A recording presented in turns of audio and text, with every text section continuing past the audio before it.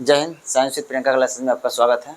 जो जनन चैप्टर जो चल रहा है उसमें से जो पुरुष जनन अंग था उससे संबंधित जो भी जानकारी थी उसके बारे में जो भी उसमें प्रश्न पूछा गया था वो सबको लगभग क्लियर कर चुके थे। आज जो होगा मादा जनन अंग का चलेगा। ठीक है, देखिए पार्ट बाय पार्ट करने से क्या होगा, कुछ समझ में ज़्यादा अच्छा आएगा और क्वेश्चन रिपीटेड होगा, वो थोड़ा मजा आएगा। यदि एक ही में दे देने से क्या होगा, थोड़ा कन्फ्यूजन टाइप्स का होगा। ठीक है, चलिए बारी बारी समझते हुए ख़त्म करते हैं इसको भी। प्रश्न है, मानव प्रजनन प्रणाली का कौन सा हिस्सा, मानव प्रजनन प्रणाली का कौन सा हिस्सा, प्रजनन प्रणाली कौन सा, दो है, एक मादा है, एक जनन, एक पुरुष का है। ठीक है, मादा माँ के रक्त से भ्रूण को पोषण प्राप्त करने में मदद करता है। माँ के रक्त से भ्रूण को पोषण प्राप्त करने में मदद करता है। अब समझिए ध्यान से, यहाँ पे इसको समझाने का कोशिश करते हैं। देखिए चलिए,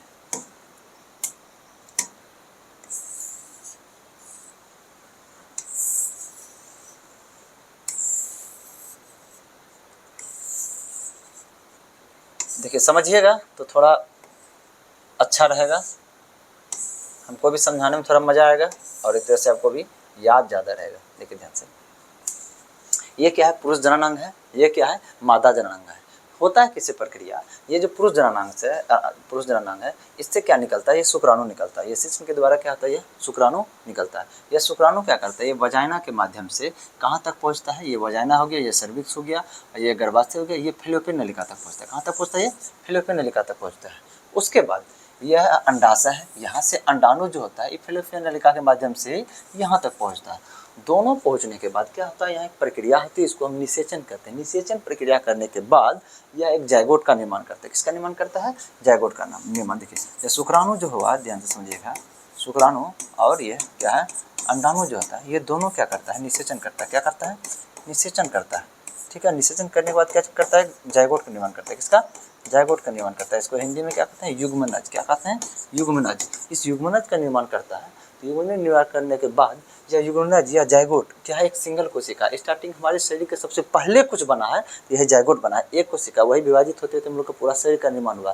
अरबों कोशिका हम लोग के शरीर में, सिर्फ यही एक से ही शुरू हुआ था। कहाँ से हुआ था, तो ये फैलोपियन नलिका से हुआ था। उसके बाद यह जायगोट कहाँ होगा, यहाँ आ जाता है। कहाँ पे, ये गर्भाशय में। ये क्षेत्र क्या कहलाता है, गर्भाशय। गर्भाशय का ये जो परत जो है, इसको एंडोमेट्रियम परत कहते हैं। ये एक उत्तक है, एंडोमेट्रियम क्या है, उत्तक है। यही उत्तक के पास आके चिपकता है। कौन, यह जायगोट। उसके बाद यह उत्तक जो है प्लेसेंटा का निर्माण करता है। किसका निर्माण करता है, प्लेसेंटा, जिसको हम लोग क्या कहते हैं, अपरा कहते हैं। क्या कहते हैं, इसको हम अपरा कहते हैं। अब समझिए ध्यान से, चलिए अब समझते हैं क्या, कैसे प्रोसेस इसमें चलेगा।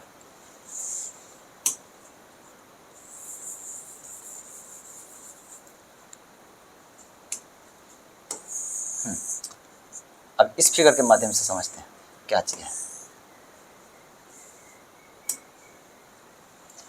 देखिए यहाँ क्या हुआ, यहाँ पे क्या हुआ, एक तरह से जायगोट जो है यहाँ पहुँचाइए। यहाँ पहुँचने के बाद एंडोमेट्रियम की परत के पास यह एंडोमेट्रियम जो होता है अपरा का निर्माण करता है, जिसको हम क्या कहते हैं, प्लेसेंटा। यही क्या है, ये एंडोमेट्रियम का परत था, ये क्या है, प्लेसेंटा। ये क्या है आपका, ये प्लेसेंटा है। ये प्लेसेंटा का निर्माण किया है। ये प्लेसेंटा क्या करता है, समझिए ध्यान से, जो भी जो मादा जो गर्भवती होती है उसका जो रक्त होता है, जैसे उसी का रक्त नहीं, हम लोग के भी रक्त में क्या पाया जाता है, पोषक तत्व पाया जाता है। क्या पाया जाता है, पोषक तत्व पाया जाता है। और क्या चीज़ पाया जाता है, और ऑक्सीजन पाया जाता है। क्या पाया जाता है, ऑक्सीजन पाया जाता है। पोषक तत्व में क्या क्या चाहिए आता है आपका, पोषक तत्व में आ जाता है आपका कार्बोहाइड्रेट आ जाता है। क्या आ जाता है आपका, कार्बोहाइड्रेट आ जाता है। क्या आ जाता है आपका, प्रोटीन आ जाता है आपका। और क्या आ जाता है आपका, वसा। और क्या होता है, जल। और क्या होता है, विटामिन्स होता है। ठीक ना, पोषक तत्व में। और क्या आता है, खनिज लवण। क्या आता है, खनिज लवण होता है।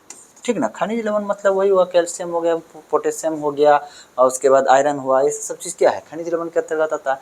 ये जितना चीज़ जो होता है, और उसके बाद ये ऑक्सीजन जो होता है, ये सब किस में पाया जाता है, रक्त में पाया जाता है। किस में पाया जाता है, रक्त में। यानी सबके रक्त में ये दोनों चीज़ पाया जाता है।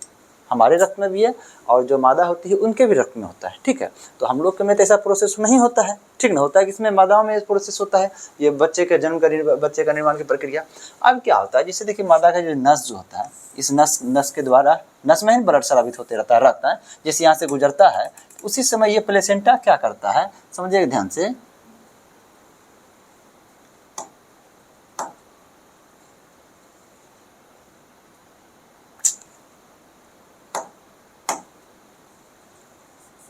देखिए ध्यान से, प्लेसेंटा यहाँ क्या करता है, ये जो नस गुजर रहा है इसी से यह क्या करता है, पोषक तत्व ले लेता है, इसी से क्या ले लेता है, ऑक्सीजन ले लेता है, ग्रहण करके ये अपने पास जमा कर लेता है। उसके बाद यह क्या करता है, ये एक नली के जैसा एक रास्ता जो दिख रहा है, रस्सी के जैसा दिख रहा है, ये नली जैसा, ये वाला पार्ट, इसको हम कहते हैं अम्बिलिकल कोड। क्या कहते हैं, अम्बिलिकल कोड या गर्भनाल कहते हैं, गर्भनाल कहते हैं। ये हो गया गर्भ, हो गया गर्भ तक पहुंचने वाला नली यानी रास्ता को गर्भनाल कहते हैं।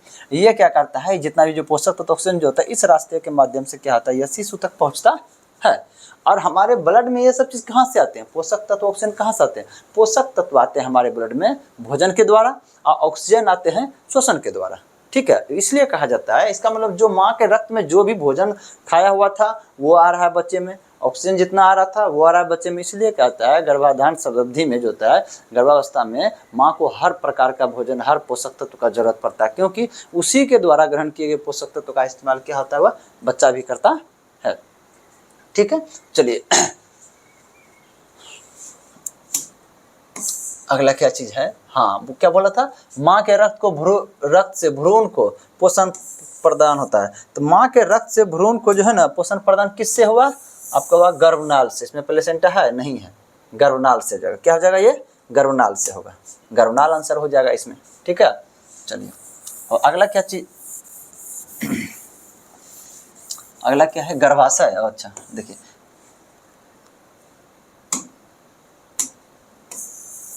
चलिए अब गर्भाशय के बारे में समझते हैं क्या चीज़ है।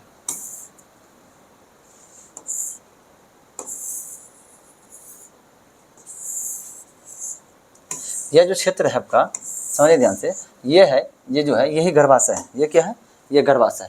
गर्भाशय मतलब गर्भ, मतलब जहाँ भ्रूण का क्या होता है, निर्माण होता है, बच्चे का निर्माण होता है, उसको क्या कहते हैं हम, गर्भाशय कहते हैं। इसको आप गर्भाशय कह सकते हैं। और यहाँ पे गर्भाशय क्षेत्र हो गया, ये क्षेत्र क्या होगा, ये गर्भाशय का क्षेत्र हो गया, ये फैलोपियन नलिका का क्षेत्र हो गया, ये भी फैलोपियन नलिका का क्षेत्र हो गया। ठीक है, उसके बाद यही गर्भाशय में क्या होता है, 9 महीने तक क्या होता है, बच्चे का निर्माण की प्रोसेस प्रक्रिया होते रहती है। ठीक है, चलिए उसके बाद गर्भाशय ग्रीवा। गर्भाशय ग्रीवा मतलब कि गर्भाशय का एक तरह से द्वार।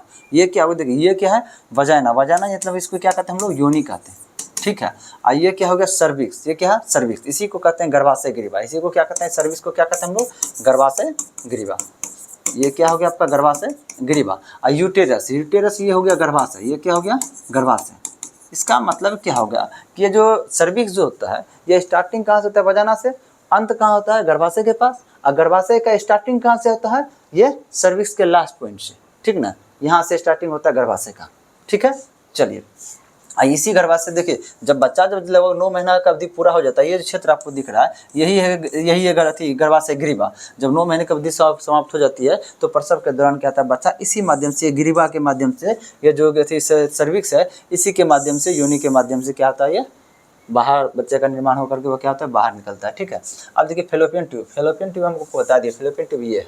ठीक ना, फैलोपियन ट्यूब यहीं पे क्या होता है, फैलोपियन ट्यूब में क्या होता है, निषेचन होने का काम होता है।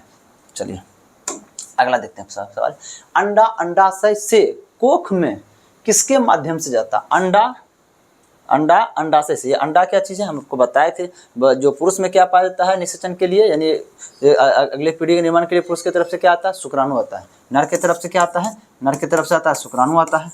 ठीक है, और मादा की तरफ से क्या आता है, अंडाणु आता है। मादा की तरफ से क्या आता है, अंडाणु आता है। ठीक है, आप समझिए ध्यान से, अंडाणु क्या चीज़ समझ में आ गया, बोला अंडाणु, अंडा अंडाशय से। अब अंडाशय का किसको कहते हैं, आशय मतलब घर होता है, यानी अंडाणु का घर। यह जो क्षेत्र देख रहे हैं ये क्या है, अंडाशय है। इसी के अंदर में क्या होता है, अंडा होता है। ठीक है, इसके अंदर में क्या होता है, यह अंडा होता है। और ये जो क्षेत्र जो पूरा दिख रहा है ये क्या है, अंडाशय है। ये क्या है, अंडाशय है। ठीक है, इसी में अंडाणु का निर्माण की प्रक्रिया संपन्न होता है। और अंडाणु क्या होता है, इससे निर्माण होकर के निकल करके फिर जब निर्माण हो जाता है तो ये फैलोपियन नलिका के माध्यम से यहाँ तक पहुँचता है शुक्राणु से निषेचन करने के लिए।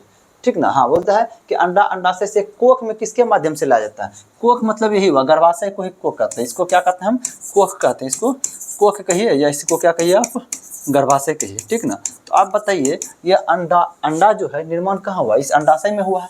तो यहाँ तक कैसे आया, इसी रास्ते के माध्यम से आया है ना। तो यहाँ से जो रास्ता यहाँ तक जो जा रहा है, यहाँ तक जा रहा है, इसको हम क्या कहते हैं, फैलोपियन नलिका कहते हैं। क्या कहते हैं, फैलोपियन नलिका कहते हैं या अंडवाहिनी कहते हैं। मतलब अंडाणु जिस रास्ता से जाता है उसको क्या कहते हैं, अंडवाहिनी। वाहिनी मतलब क्या हुआ, रास्ता। ठीक ना, अंडाणु को जाने का रास्ता। इसका दो नाम, इसका ना क्या नाम है, दो नाम है, एक फैलोपियन नलिका है, ठीक है, फैलोपियन नलिका है, और एक है अंडवाहिनी, एक है अंडवाहिनी।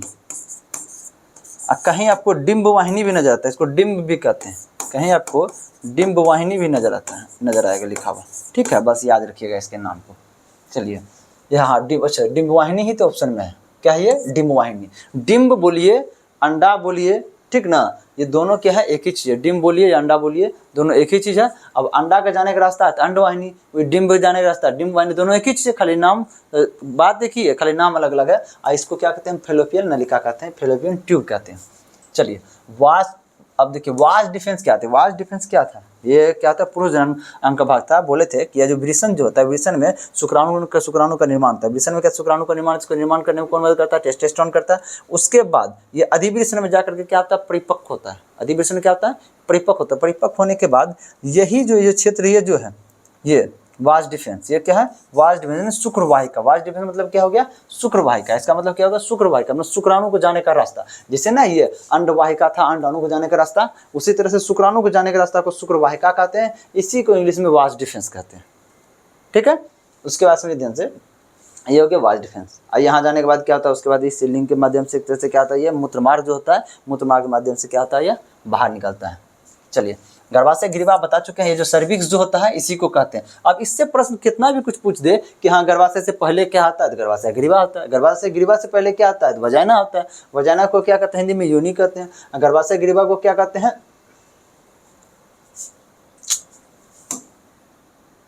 चलिए ये क्या होगा, गर्भाशय ग्रीवा हो गया, ये गर्भाशय हो गया, ये फैलोपियन नलिका हो गया, ये अंडाशय हो गया, इसके अंदर जो बनता है वो अंडाणु हो गया। चलिए गर्भाशय बता चुके हैं, गर्भाशय यहीं पे बच्चे का क्या होता है, निर्माण की प्रक्रिया संपन्न होती है लगभग 9 महीने तक में।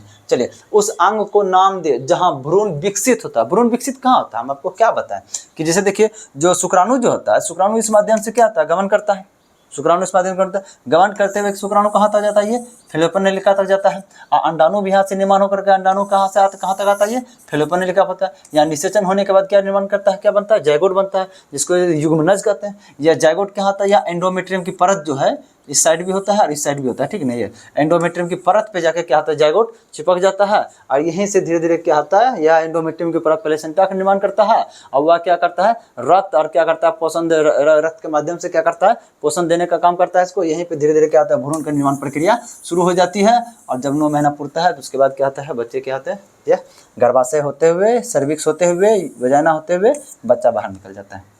चलिए भ्रूण विकसित कहाँ था, गर्भाशय में होता है। फैलोपियन ट्यूब आपको बता दिया, फैलोपियन ट्यूब यही है, फैलोपियन ट्यूब इसी को कहते हैं। इसी को आपको अंडवाहिनी भी कहते हैं, इसी को आप क्या कहते हैं, अंडवाहिनी हो गया, फैलोपियन ट्यूब हो गया, उसके बाद हो गया डिम्ब वाहिनी भी कहते हैं, इसी को डिम्ब वाहिनी भी कहते हैं। इसी के माध्यम से क्या होता है, यहाँ पे आकर के निषेचन होता है और यहाँ पे उसका निर्माण की प्रक्रिया शुरू होती है। चलिए मूत्रवाहिनी, मूत्रवाहिनी हम आपको बताए थे, मूत्रवाहिनी जो होता है कि जिससे देखिए किडनी, देखिए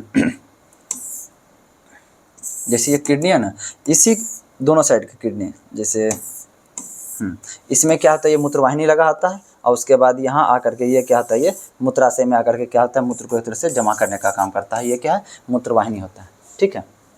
चलिए गर्भाशय ग्रीवा, गर्भाशय ग्रीवा मतलब यही हो गया, सर्विक्स को क्या कहते हैं, गर्भाशय ग्रीवा कहते हैं। इसी के माध्यम से क्या होता है, बच्चे बाहर निकलते हैं, ठीक ना। और संभोग प्रक्रिया के दौरान जो शुक्राणु जो होता है, शुक्राणु को लास्ट या जो वजाइना का जो अंतिम छोर होता है यहाँ छोड़ा जाता है, कहाँ पे, यहाँ पे। उसके बाद जो होता है शुक्राणु क्या करता है, गति करते हुए यहाँ तक छोड़ा जाता है, ठीक ना। वो एक तरह से संभोग प्रक्रिया के दौरान यहाँ छोड़ा था शुक्राणु को, शुक्राणु क्या करता है, फिर गति करते हुए फैलोपियन नलिका तक जाता है।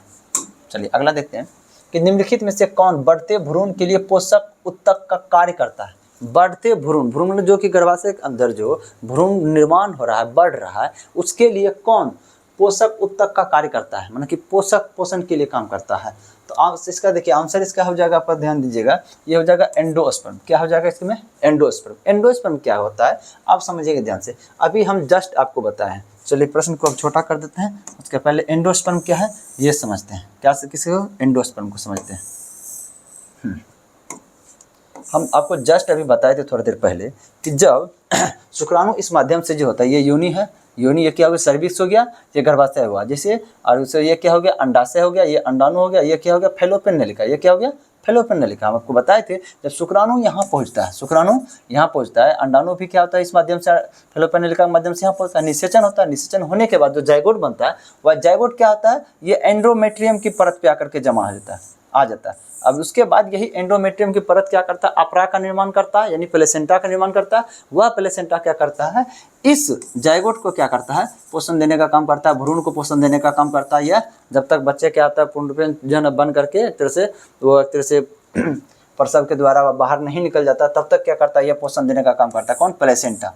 ठीक है, प्लेसेंटा कहाँ से, जो इसका जो रक्त हो जाता है, मादा का जो रक्त होता है, उससे रक्त को प्राप्त करके उसमें पोषक तत्व को इसको क्या करता है, देने का काम करता है। जिस प्रकार से एंडोमेट्रियम कर रहा था पोषक तत्व को तरह से प्लेसेंटा का निर्माण करके पोषक तत्व प्राप्त करने का काम कर रहा था, यह भी एंडोमेट्रियम क्या है, उत्तक है। यह भी क्या है, एंडोमेट्रियम उत्तक है। सेम उसी प्रकार से पौधे में जो बीज जो होता है, बीज के अंदर भी सेम प्रोसेस होता है, उसमें भी एक उत्तक पाया जाता है, इसको एंडोस्पर्म कहते हैं। इसको क्या कहते हैं, ये जो उत्तक है, ये देखिए ये जो उत्तक है, इसको एंडोस्पर्म कहते हैं। क्या कहते हैं, एंडोस्पर्म कहते हैं। ये एंडोस्पर्म क्या करता है, इसके अंदर भी जो भ्रूण का जो निर्माण हो रहा है, जो भ्रूण का निर्माण हो रहा है, इस भ्रूण को ये एंडोस्पर्म पोषक तत्व देने का काम करता है, कार्बोहाइड्रेट देने का काम करता है, प्रोटीन देने का काम करता है, वसा देने का काम करता है। जिस प्रकार से यहाँ एंडोमेट्रियम हमारे शरीर में थी, गर्भाशय में एक तरह से काम करता है हम लोग के लिए, ठीक है, उसी प्रकार से बीज में यह एंडोस्पर्म करता है, किसके लिए, या जो भ्रूण होता है उसके निर्माण के लिए। ठीक है, चलिए एंडोस्पर्म क्या है इस समझ में आ गया होगा, ठीक ना। देखिए अब देखिए बीजांड क्या चीज़ है, ठीक है, पहले इसको युग्मनज समझ लीजिएगा क्या चीज़, पहले युग्मनज समझाते हैं, उसके बाद फिर बीजांड समझाते हैं। युग्मनज क्या चीज़ है, ध्यान देखिएगा, हम लोग जो होता है ना, दो प्रकार का युग्मक होते हैं, ठीक ना। एक होता है लैंगिक जनन में दो युग्मक का होता है, एक होता है नर युग्मक, एक होता है मादा युग्मक। हम लोग क्या है, नर युग्मक है, ठीक ना। जो महिला है वो क्या है, मादा युग्मक है। वहीं अगर जो नर युग्मक होता है, समझिए ध्यान से, नर युग्मक और जो मादा युग्मक है, नर युग्मक मादा युग्मक, नर युग्मक से क्या निकलता है आपका, शुक्राणु, नर युग्मक से क्या निकलता है, शुक्राणु, और मादा युग्मक से क्या निकलता है आपका, अंडाणु। जब यह नर युग्मक से क्या होगा, शुक्राणु, मादा युग्मक से अंडाणु, ये दोनों निषेचन करने के बाद किसको क्या प्रक्रिया करता है, निषेचन। निषेचन क्रिया के बाद जाइगोट का निर्माण करता है। क्या करता है, जाइगोट का निर्माण करता है। यही है युग्मनज। ये क्या है, युग्मनज हो गया, ये क्या है, युग्मनज, ठीक ना। यही पहला कोशिका है, उसके बाद पूरा शरीर का निर्माण होता है। ये क्या होगा, युग्मनज। अंडाशय हम आपको बता दिए हैं, जहाँ अंडाणु का निर्माण होता है, जहाँ डिंब का निर्माण होता है, उसको हम अंडाशय कहते हैं। अब बीजांड क्या चीज़ है, इस चीज़ को हम आते हैं समझेंगे, इसमें थोड़ा समय लगेगा। चलिए बीजांड समझने के लिए पहले सबको हटा दे रहे हो।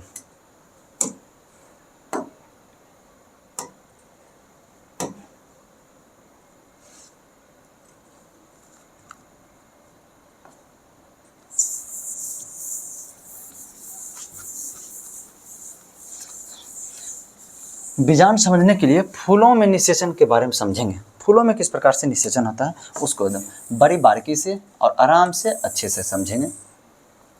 देखिए ध्यान से,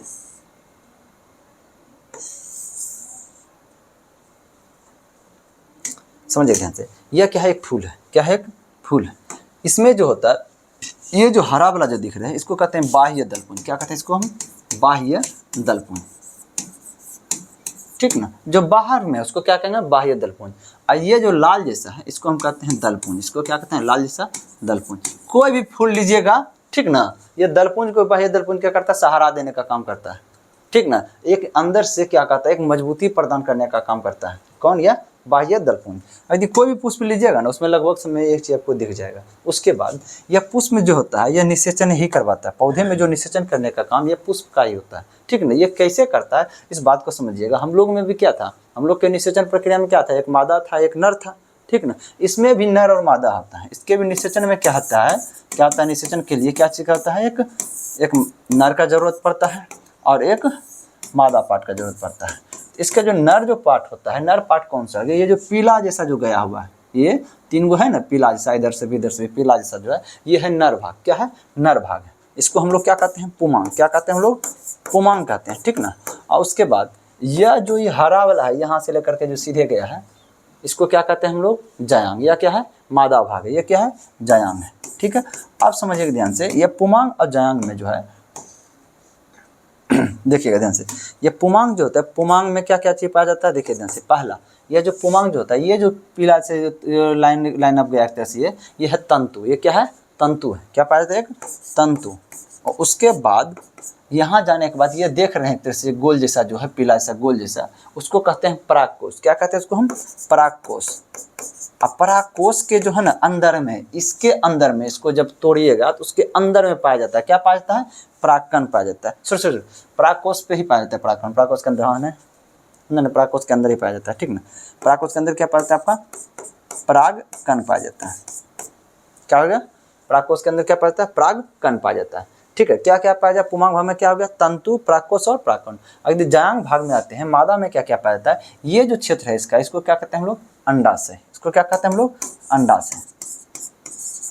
अंडाशय। उसके बाद यहाँ से यहाँ तक के क्षेत्र को कहते हैं वर्तिका। क्या कहते हैं? वर्तिका, ठीक है। और ये जो ऊपर का जो क्षेत्र है इसको क्या कहते हैं हम लोग? वर्तिकाग्र। वर्तिकाग्र, ये बहुत इंपॉर्टेंट है, अक्सर एग्जाम में पूछा जाता है। चलिए अब समझ में आ गया है कि नर भाग कौन कौन सा है? तंतु है, परागकोश है, परागकण है। मादा भाग कौन कौन सा है? जायांग है, अच्छा मादा भाग को जायांग कहते हैं। उसमें कौन कौन सा पार्ट है? अंडाशय है, वर्तिका है, वर्तिकाग्र है। अब समझेंगे निषेचन कैसे होता है। देखिए ध्यान से, यह जो परागकोश जो होता है, यह जो पुरुष जनन भाग जो है, पुमांग जो है, उसमें जो परागकोश था, इसके अंदर जो पाया जाता है, इसके अंदर क्या पाया जाता है? आपका परागकण पाया जाता है। यह परागकण अगर यदि यहाँ से चाहे किसी भी माध्यम से, हवा के झोंका से चले जाए या किसी के छूने से यहाँ टच किया, फिर यहाँ टच किया, उसके माध्यम से चला जाए, जो भी माध्यम से जाए उससे मतलब है, लेकिन अभी उसमें ज़्यादा जाना नहीं है। तो अगर परागकण जो होता है यहाँ आ जाता है, किसके पास? यहाँ से उड़ करके यहाँ आ जाएगा पराग, जैसे वर्तिकाग्र के पास। इसको क्या कहते हैं? वर्तिकाग्र। जैसे वर्तिकाग्र के पास पहुँचता है तो यह परागकण के अंदर जो नर युग्मक होता है, क्या होता है? नर युग्मक होता है। वह नर युग्मक क्या करता है? एक इसके बीचों बीच एक पतला जैसा बीचों बीच जो है नली होता है, उसको पराग नलिका कहते हैं। क्या कहते हैं? पराग नलिका कहते हैं। पराग नलिका, देखिए परागकण कहाँ पहुँचा, समझिए ध्यान से। परागकण कहाँ पहुँचा? वर्तिका के पास, वर्तिकाग्र के पास पहुँचा, ठीक है। वर्तिकाग्र के अंदर क्या पाया जाता है? पराग नलिका पाया जाता है। पराग नलिका पाया जाता है। इस पराग नलिका के माध्यम से ये कहाँ पहुँचता है? इस बीजांड के पास पहुँचता है। किसके पास पहुँचता है? इस बीजांड के पास पहुँचता है। जैसे बीजांड के पास पहुँचेगा तो यहाँ क्या है? पराग नलिका के माध्यम से कहाँ पहुँचा? बीजांड के पास। किसके पास पहुँचा? ये बीजांड के पास। उसके बाद जैसे यह बीजांड के पास पहुँचता है तो यहाँ दो निषेचन होता है। क्या होता है? दो प्रकार का निषेचन होता है। एक निषेचन से इस बीजांड से क्या बनता है? बीज बनता है। इस बीजांड से क्या बनता है? बीज बनता है। उसके बाद एक ये जो अंडाशय जो क्षेत्र है, पूरे अंडाशय, उस अंडाशय के निषेचन से तो क्या बनेगा? देखिए ध्यान से, जो अंडाशय जो है, अंडाशय के निषेचन से क्या बन जाएगा? आपका फल बन जाएगा। क्या बन जाएगा? फल बनेगा, ठीक है। यहाँ दो प्रकार का निषेचन होता है। यहाँ के निषेचन जो बीजांड का निषेचन से यह बीज बनेगा, और यह अंडाशय के निषेचन से क्या बन जाएगा? ये फल बनेगा, ठीक है। अगर यदि ये प्रक्रिया, संपूर्ण प्रक्रिया एक ही फूलों में संपन्न हो जाता है, इसको स्वपरागन कहते हैं। क्या कहते हैं? स्वपरागन कहते हैं। मैंने खुद में ही कर लिया, एक ही फूल में अपने ही में कर लिया, ठीक है, इसको स्वपरागन कहेंगे। अगर यदि यही प्रक्रिया के लिए हमें किसी दूसरे फूल में जाना पड़ेगा, किस में जाना पड़ेगा? दूसरे फूल में जाना पड़ेगा। मतलब समझिएगा ध्यान से, यहाँ पे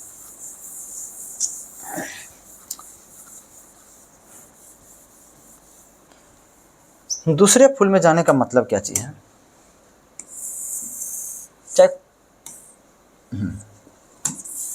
जैसे देखिए एक और ये फूल है, देखिए अगर यदि हमें क्या निषेचन कैसे होता है इसमें? यह जो एक तरह से परागकोश के अंदर जो परागकण है वह वर्तिकाग्र तक पहुंचता है, ठीक है। अगर यदि इसी फूल के वर्तिकाग्र तक पहुंच जा रहा है तो स्वपरागन कहेंगे। अगर यदि यहाँ का परागकण उड़ करके, यहाँ का परागकण, परागकोश का परागकण उड़ करके एक दूसरा फूल यहाँ पे है, उसके वर्तिकाग्र तक पहुँचता है। ये पौधा मायने नहीं रखता है कि यहाँ खुद के वही पौधे में होगा या दूसरे पौधे में होगा, बस फूल दूसरा होना चाहिए, ठीक है। अब वहाँ से उड़ करके यदि यहाँ आकर के करता है, यहाँ आकर के करेगा, तब जाकर क्या होगा? इसको कहते हैं पर परागन। मतलब दूसरे पे जाकर के, खुद में नहीं, दूसरे पे जाकर के, दूसरे फूल में जाकर के करता है, इसको क्या कहते हैं? हम पर परागन कहते हैं, ठीक है। सेम वही प्रोसेस होगा, इसके अंदर भी पराग नलिका होगा, आएगा यहाँ पे, जैसे बीजांड में अंदर जाएगा तो यहाँ पे जो निषेचन होगा उससे बीज बनेगा। ये पूरे अंडाशय में जो निषेचन एक होगा, अंडाशय का निषेचन से फल बनेगा। सेम प्रोसेस है। एक खुद में होता है स्वपरागन, बाद में होता है तो पर परागन। समझ में आ गया? बीजांड भी क्या चीज़ है? चलिए अगला देखते हैं।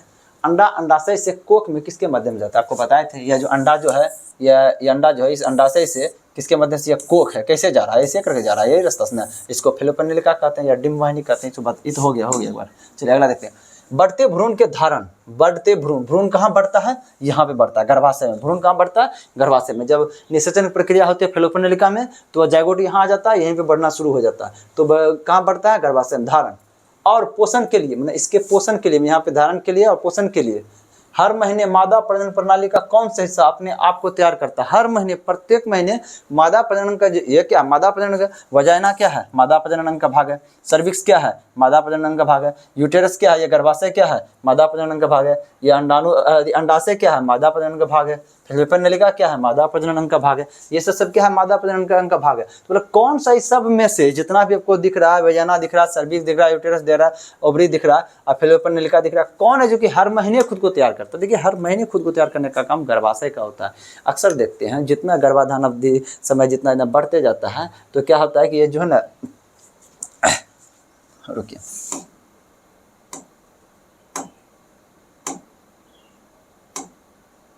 चलिए ये क्या होगा? ये गर्भाशय हुआ। ज्यों-ज्यों समय बीतते जाता है, जो तरह से जो गर्भ का समय बीतता जाता है, बढ़ता जाता है, बीतता मतलब बढ़ता जाता है, तो ये गर्भाशय क्या होता है? धीरे धीरे बड़ा होते जाता है, यानी प्रत्येक महीने उसमें डेवलप होता जाता है। डेवलप इसलिए होता जाता है क्योंकि ये भ्रूण क्या होता है? बहुत छोटा होता है। बोल के सिंगल कोशिका था, एक जाइगोट था, वहाँ से बढ़ते बढ़ते बढ़ते बढ़ते क्या होता है? इसका आकार क्या होता है? शेप, शरीर का प्रत्येक पार्ट सब बनते जाता है और इसका शेप क्या होता है? ये भ्रूण का क्या होता है? बनते जाता है, बढ़ते जाता है। जिसके कारण क्या होता है? जब इसका आकार बढ़ रहा है तो जहाँ आप रख रहे हैं वहाँ उसका भी तो आकार बढ़ना चाहिए। इसलिए क्या होता है? प्रत्येक मंथली क्या होता है? गर्भाशय का भी आकार क्या होता है? या बढ़ते जाता है। चलिए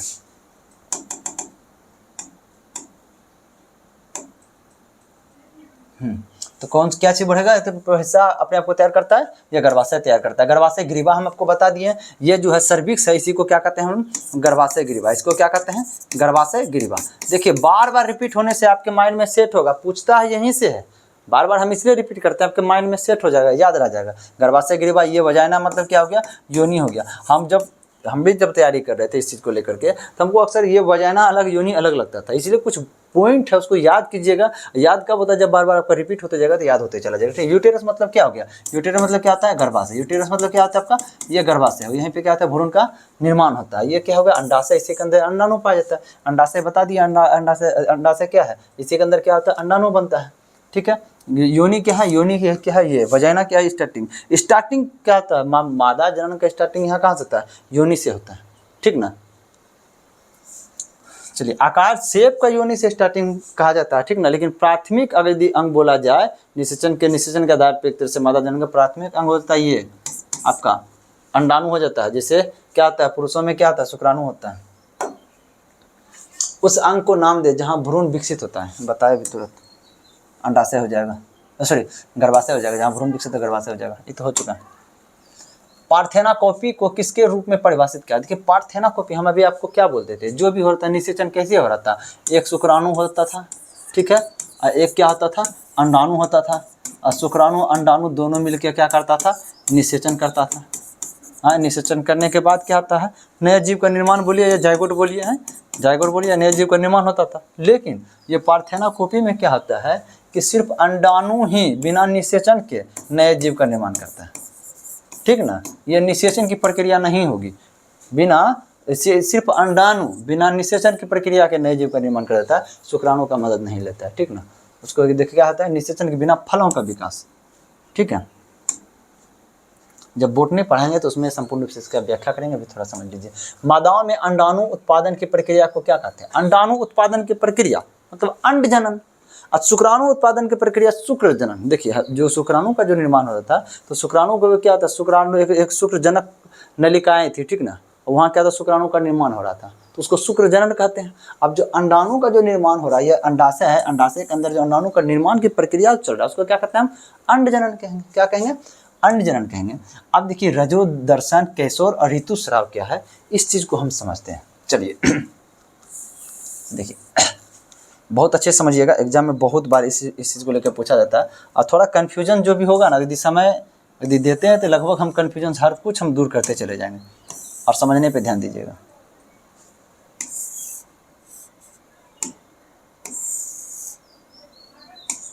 चलिए देखते हैं। पहले समझ लेते हैं रजो दर्शन, ऋतुस्राव, ये सब क्या चीज़ है। देखिए पहले हम इससे पहले हम कैशोर समझते हैं। देखिए किशोर मतलब वह किशोरावस्था। किशोरावस्था जो होता है लगभग समझिए कि 10 से लेकर के या 12 से लेकर के 18 या 19 तक के आसपास के उम्र को कहते हैं किशोरावस्था। इसी स्टार्टिंग किशोरावस्था में ही 10 से 12, यदि कोई लड़का है तो सॉरी कोई लड़की है तो 10 से 12 समझिए यौवनारंभ शुरू होता है, ठीक ना। यौवनारंभ जो है वो शुरू होता है कब से, 10 से 12, और यदि कोई लड़का है तो लगभग समझिए 12 से 14, इस एज में यौवनारंभ शुरू होता है। यह एक ऐसा एज होता है जहाँ क्या होता है जो यौन जो आचरण जो होता है, यौन आचरण का निर्माण होता है, यौन अंगों का एक तरह से उसमें बढ़ाव होना लगता है। जैसे देखिए क्या होता है, लड़का जो होता है, लड़काओं में क्या होता है कि एक तरह से मूंछ का निर्माण हो जाना हुआ, लड़की में क्या चीज़ हो जाता है कि उसमें गर्भाशय का सशक्त हो जाना, या स्तन का निर्माण हो जाना, या क्या होता है एकदम से आवाज़ में चेंजिंग आना, एक और क्या कह सकते हैं उसके हाइट में वृद्धि हो जाना, बहुत ऐसा जो चेंजिंग जो आने लगता है, ठीक ना। वो सब क्या आता है, यह यौवनारंभ में ही शुरू होता है। लड़की में 10 से 12, लड़का में 12 से 14। यह जो करवाता क्या चीज़ है, जो लड़की है, ये क्या लड़की का है, तो लड़की को यह चेंजिंग जो करवाने वाला कौन सा हार्मोन है, एस्ट्रोजन। कौन सा हार्मोन है, यह है एस्ट्रोजन। कौन है, एस्ट्रोजन है। वही लड़का में चेंजिंग कराने वाला कौन हार्मोन है, ये लड़का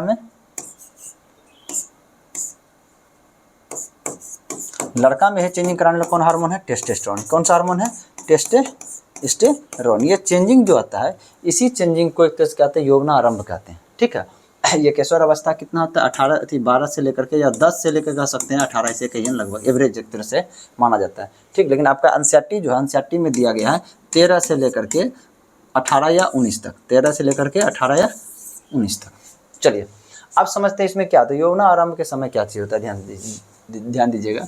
ये जो अंडाशय जो होता है, ये अंडाशय के अंदर क्या होता है, अंडाणु का निर्माण होता है, ठीक है। देखिए अंडाशय में अंडाणु जो होता है पहले से रहता है, ठीक ना, बस वहाँ पे परिपक्व होता है, ठीक है। मादाओं में जो होता है परिपक्व होता है, अंडाणु का निर्माण नहीं होता है।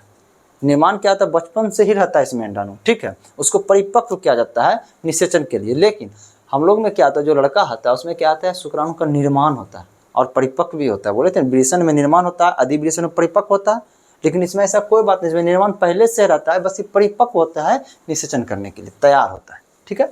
चलिए देखिए अब ये अंडाणु यदि परिपक्व होता है, जैसे परिपक्व होने के बाद ये अंडाणु कहाँ जाएगा, यह जो अंडाणु जो है, यहाँ से अंडाणु क्या गया, फैलोपियन नलिका के माध्यम से कहाँ तक आता है, यहाँ तक आता है। कहाँ पे, फैलोपियन नलिका में यहाँ तक आएगा। तो उसी समय अगर यदि समझिए ध्यान से, अगर यदि ये शुक्राणु जो होता है, शुक्राणु इस रास्ते से जाते हुए यहाँ तक पहुँच जाता है तो दोनों निषेचन करेगा, दोनों निषेचन कर लेगा। निषेचन करने के बाद फिर वो जो प्रक्रिया बताए थे, जायगोट बनेगा। जायगोट कहाँ होगा, गर्भाशय के एंडोमेट्रियम दीवार के पास आएगा। ये एंडोमेट्रियम दीवार उसको पोषण देना शुरू करेगा। धीरे धीरे क्या होगा, बच्चे का निर्माण होगा। 9 महीने की अवधि होगी, बच्चा क्या होगा, एक तरह से गिरवा और योनि के माध्यम से बाहर निकल जाएगा। ये कब होगा, जब निषेचन होगा। अगर यदि निषेचन ना हो, शुक्राणु वहाँ तक नहीं पहुँचे, तब क्या होता है, जैसे देखिए 12 साल के उम्र लगभग स्टार्टिंग में, अब पहले समझ लीजिए इस चीज़ को, देखिए अगर यदि शुक्राणु नहीं पहुँचता, निषेचन नहीं होगा, तब क्या होता है कि यहाँ से जो जायगोट जो होता है वो कहाँ होता है, एंडोमेट्रियम की परत के पास। Sorry mistake. जब निषेचन ही नहीं हुआ तो जायगोट कहाँ से बनेगा। जब निषेचन नहीं होता तो यह जो अंडाणु क्या करता है, यह वेट करता है किसका, शुक्राणु का। जब शुक्राणु नहीं गया, निषेचन नहीं हुआ, तो उस समय क्या चीज़ होता है, यह जो एंडोमेट्रियम की जो परत जो थी, यानी उत्तक एंडोमेट्रियम की परत जो थी, यह परत क्या होता है, लगभग 28वां से 29वां दिन, लगभग 28वां से 29वां दिन यह क्या होता है, परत टूट जाता है। यह क्या होता है, परत टूट जाता है। परत टूट जाने के बाद क्या होता है कि यहाँ से क्या होता है, इस माध्यम से क्या होता है, ब्लडिंग होता है। उसी के माध्यम से क्या होता है, अंडाणु भी क्या होता है, उससे बाहर निकल जाता है, ठीक है। ये जो परत टूटता है, जो पीरियड्स में जो लड़कियों को जो दर्द जो होता है, यही परत के टूटने से होता है, ठीक है। और उसके बाद यह क्या होता है, अंडाणु उसी के माध्यम से बाहर निकल जाती है। ये जब फर्स्ट बार जो ऐसा रिएक्शन जो होता है, या फर्स्ट बार जो लड़कियों में फर्स्ट बार होता है, वह लगभग 10 से 12 साल के उम्र में होता है, जो फर्स्ट बार जो होता है। ऐसे देखिए इस प्रक्रिया को हम लोग क्या कहते हैं, जो एक तरह से निषेचन नहीं हुआ, उसके बाद यह अंडाणु एक तरह से जो बाहर निकल गया, ब्लडिंग के माध्यम से बाहर निकल गया, इसको हम लोग कहते हैं मासिक चक्र कहते हैं। क्या कहते हैं इसको हम लोग, मासिक चक्र कहते हैं, ठीक है। मासिक चक्र कहिए, या इसी को हम लोग ऋतुस्राव कहते हैं। इसी को क्या कहते हैं हम लोग, ऋतुस्राव कहते हैं, या इसी को हम लोग क्या कहते हैं, माहवारी कहते हैं। क्या कहते हैं इसको हम, माहवारी। माहवारी इसी को कहते हैं। इसी को क्या कहते हैं, माहवारी हो गया। उसके बाद किसी को रजोधर्म कहते हैं, इसी को क्या कहते हैं, रजोधर्म कहते हैं। और इसी को इंग्लिश में क्या कहते हैं, मेंस्ट्रुएशन कहते हैं, मेंस्ट्रुएशन इसी को कहते हैं। और इसी को क्या कहते हैं, पीरियड्स कहते हैं। इसी को क्या कहते हैं, पीरियड्स कहते हैं। या पीरियड्स एक तरह से क्या होगा, स्टैंडर्ड वर्ड होता है, ठीक ना, इसलिए लोग ज़्यादातर पीरियड्स कहते हैं। कोई ये नहीं कहता कि मासिक चक्र आया हुआ है, तो मासिक चक्र नहीं, मासिक धर्म, मासिक धर्म बोलेगा। मासिक धर्म आया या ऋतुस्राव आया है या माहवारी आया है या रजोधर्म आया, ये सब नहीं कोई लड़कियां बोलेगी। वो क्या बोलेगी, पीरियड्स आया हुआ है। पीरियड्स एक तरह से एक यूनिक वर्ड टाइप्स का लगता है, नॉर्मली एक तरह से इसका इस्तेमाल ज़्यादा होता है, ठीक है। ये सब एक ही चीज़ को कहा जाता है। ये सब क्या चीज़ है, जब अंडाणु को शुक्राणु नहीं मिलेगा, वह अंडाणु क्या करता है, 28वां 29वां दिन क्या होता है, यह जो एंडोमेट्रियम परत है इसके फटने से क्या होता है, यह ब्लडिंग होता है, या ब्लड क्या होता है, बाहर निकलता है, उसी के माध्यम से ये अंडाणु बाहर निकल जाता है। इसी को हम लोग क्या कहते हैं, पीरियड्स कहते हैं, ठीक है।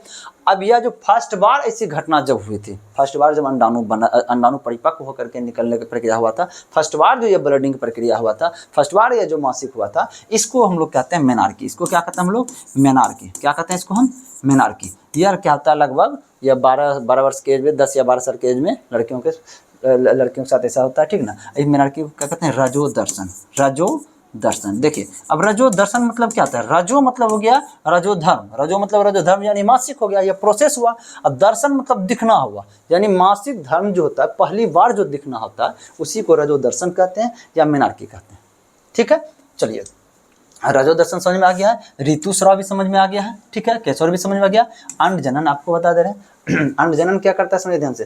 अंड जनन के अंडाणु का निर्माण के जो प्रोसेस जो चलता है उसको अंड जनन कहते हैं। हाँ एक और बात, ये जो एंडोमेट्रियम की जो परत देखिए ना, एंडोमेट्रियम की यही परत है, यही परत न जो फट करके क्या होता है, ब्लडिंग के ब्लड इसी से निकलता है, उससे अंडाणु बाहर निकल जाता है। यही अगर दिन निषेचन हो जाता, इसको शुक्राणु मिल जाता, यहाँ पे शुक्राणु मिल जाता, तो यही एंडोमेट्रियम की परत इसको क्या करता, प्लेसेंटा का निर्माण करता, इसको पोषण भी देता, सब कुछ देता, ठीक है। निषेचन नहीं हुआ तब क्या होता है, ये फट जाता है।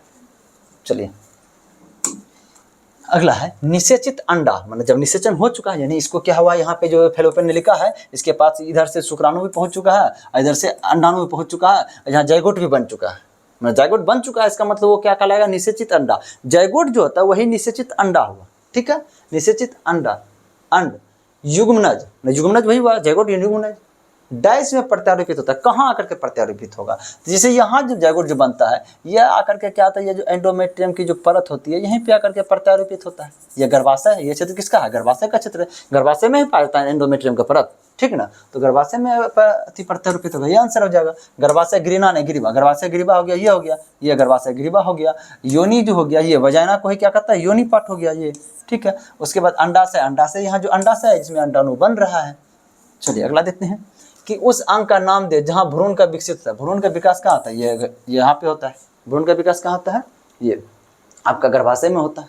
फैलोपियन ट्यूब, फैलोपियन ट्यूब ये हुआ, इसी को फैलोपियन ट्यूब भी कहते हैं। जो अंडाणु जो होता है अंडाशय से निकल के गर्भाशय तक पहुंचता है, किस माध्यम से, ये फैलोपियन ट्यूब के माध्यम से। इसी को डिंब वाहिनी, इसी को अंडवाहिनी कहते हैं। अब देखिए गर्भाशय ग्रीवा हम आपको बता दें, ये सर्विक्स जो है गर्भाशय ग्रीवा। मूत्रवाहिनी हम आपको बता चुके हैं, मूत्रवाहिनी हो गया, यहाँ पे जो किडनी से जो मूत्र जो होता है यहाँ से ये मूत्राशय तक पहुँचता है, किसके द्वारा पहुँचता है, यही मूत्रवाहिनी है, यही दोनों।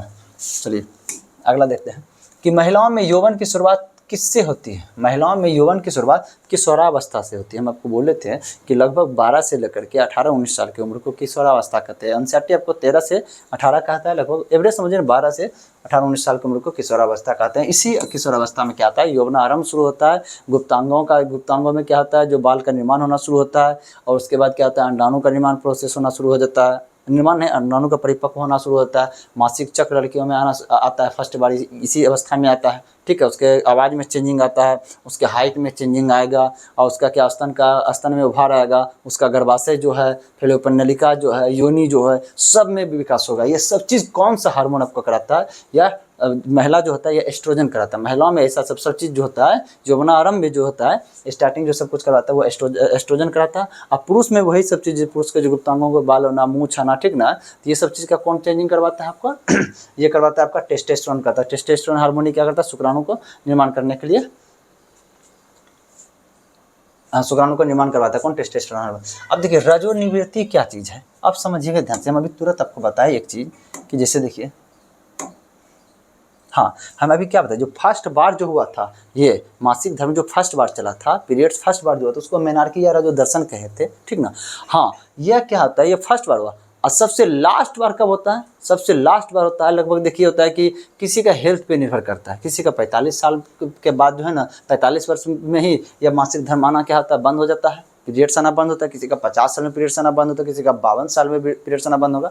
मतलब उसके स्वास्थ्य पर निर्भर रहता है। और आपका एंग्जाइटी जो है, एंग्जाइटी का आता है लगभग 50 साल, कितना लगभग 50 साल में क्या होता है, 50 साल तक में क्या होता है, जो लास्ट पीरियड जिसका आता है किसी का, तो लास्ट पीरियड्स को कहते हैं रजोनिवृत्ति, मेनोपोज। क्या कहते हैं, मेनोपोज। जब लास्ट बार उसको क्या हुआ, पीरियड्स आया। पीरियड्स क्या होता है, जब 12 साल से जब शुरू होता है तो लगभग समझ लीजिए 50 साल तक पर महीना आता है, प्रत्येक महीना आता है। किसी का एक महीना में 2 बार भी हो सकता है। वो सब क्या होता है, एक तरह से उसके बीमारी के कारण होता है, हार्मोन्स के डिसबैलेंस होने के कारण से होता है। और यदि किसी को एक महीने में 2 बार आ रहा है तो अपना इलाज करवाइए, वो क्या उसमें समस्याएं आ रही है, ठीक है। चलिए, हार्मोनल डिसबैलेंस के कारण से 2 बार हो जाता है। ऐसे हर महीने 1 बार होता है। 12 साल की उम्र से शुरू होता है, ये 50 वर्ष की उम्र तक चलता है। जो स्टार्टिंग में पहला बार जो हुआ था उसको हम मेनार्की कहेंगे। क्या कहेंगे, मेनार्की कहेंगे। और जो सबसे लास्ट बार मेनार्की यानी क्या है, रजो दर्शन। क्या है, रजो दर्शन हो गया।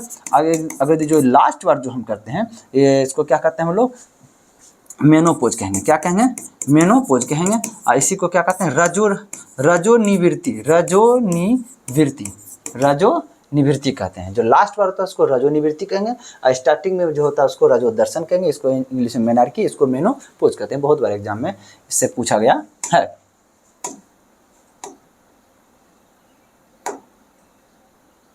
चलिए, हाँ क्या आ जाएगा, क्या बोला गया कि जो महिलाओं में यौवन की शुरुआत किशोरावस्था में होता है, बस सही आंसर हो जाएगा इसका, किशोरावस्था हो जाएगा। रजो दर्शन मतलब फर्स्ट बार जो पीरियड शुरू हुआ था उसको रजो दर्शन या उसको मेनार्की कहते हैं, ठीक है। मतलब रजो मतलब क्या होता है, मासिक। रजो मतलब क्या होता है, मासिक धर्म समझिए, ठीक है। अब दर्शन मतलब क्या होता है, देखना। जब फर्स्ट बार जब महिलाओं में, लड़कियों में जो फर्स्ट बार जो मासिक धर्म को देखा जाता है उसको रजो दर्शन कहते हैं। याद करने का आराम से ठीक है। दर्शन मतलब दिखना होना, फर्स्ट बार जो दिखा उसको रजो दर्शन कहते हैं। और रजो मतलब क्या होता है, मासिक धर्म होता है, ठीक है। रजो निवृत्ति, रजो मतलब इसमें भी क्या होता है, रजो मतलब मासिक धर्म होता है, निवृत्ति मतलब क्या होता है, समाप्त, ठीक है। बस कुछ चीज़ को देखिए समझने की कोशिश करते हैं तो आसान होता है, तो रटने में बड़ा दिक्कत है। माहवारी, माहवारी हम क्या बोले आपको, मासिक धर्म बोलिए। अक्सर देखिए सब कंफ्यूज होता है। देखिए मासिक धर्म बोलिए, ऋतुस्राव बोलिए, बार बार रिपीट कर रहे हैं देखिए याद रहेगा आपको। ऋतुस्राव बोलिए, माहवारी बोलिए, ठीक है। मासिक धर्म हो गया। उसके बाद रजो धर्म बोलिए, रजो धर्म बोलिए। इसी को इंग्लिश में कहते हैं मेंस्ट्रुएशन, ठीक ना।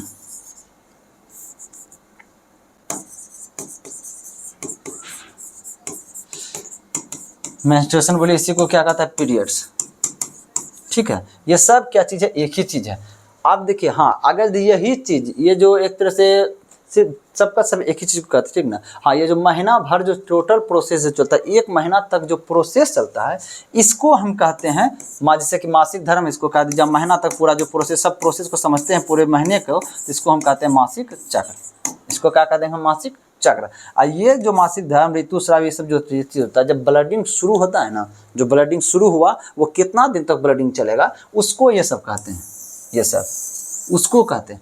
अगर यदि पूरे महीना को प्रोसेस को यदि हम देखते हैं, अंडाणु कब बना, निषेचन कब हुआ, निषेचन नहीं हुआ, तो एक तरह से एंडोमेट्रियम का जो दीवार कब फटा, जनक, सब चीज़ का शुरू से लेकर के प्रोसेस में समझिए ध्यान से कि एक फर्स्ट डे से लेकर के, मतलब समझिए कि जैसे इस बार जैसे कि रजोनिवृत्ति हुआ, यानी ब्लडिंग हुआ, रजो धर्म हुआ है, इस बार जो ब्लडिंग हुआ है, उससे लेकर के 28 दिन के बाद तक का जो पूरा जो समय होता है, ये पूरा 1 महीना जो समय बीतता है, इसको हम कहते हैं मासिक चक्र। इसको क्या कहते हैं हम लोग, मासिक चक्र कहते हैं, ठीक ना, मेंस्ट्रुएशन साइकिल कहते हैं।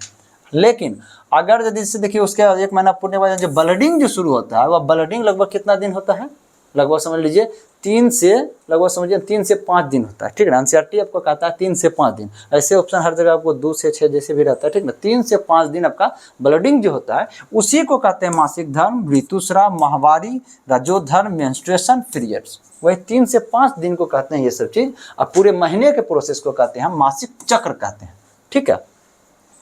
चलिए, अगला है डैश में मांसपेशियों के लयबद्ध संकुचन के परिणाम स्वरूप बच्चा पैदा होता है। अब देखिए बच्चे का बच्चा तो से बाहर कैसे निकलता है, इस चीज़ को हम समझने का कोशिश करेंगे। देखिए ध्यान से,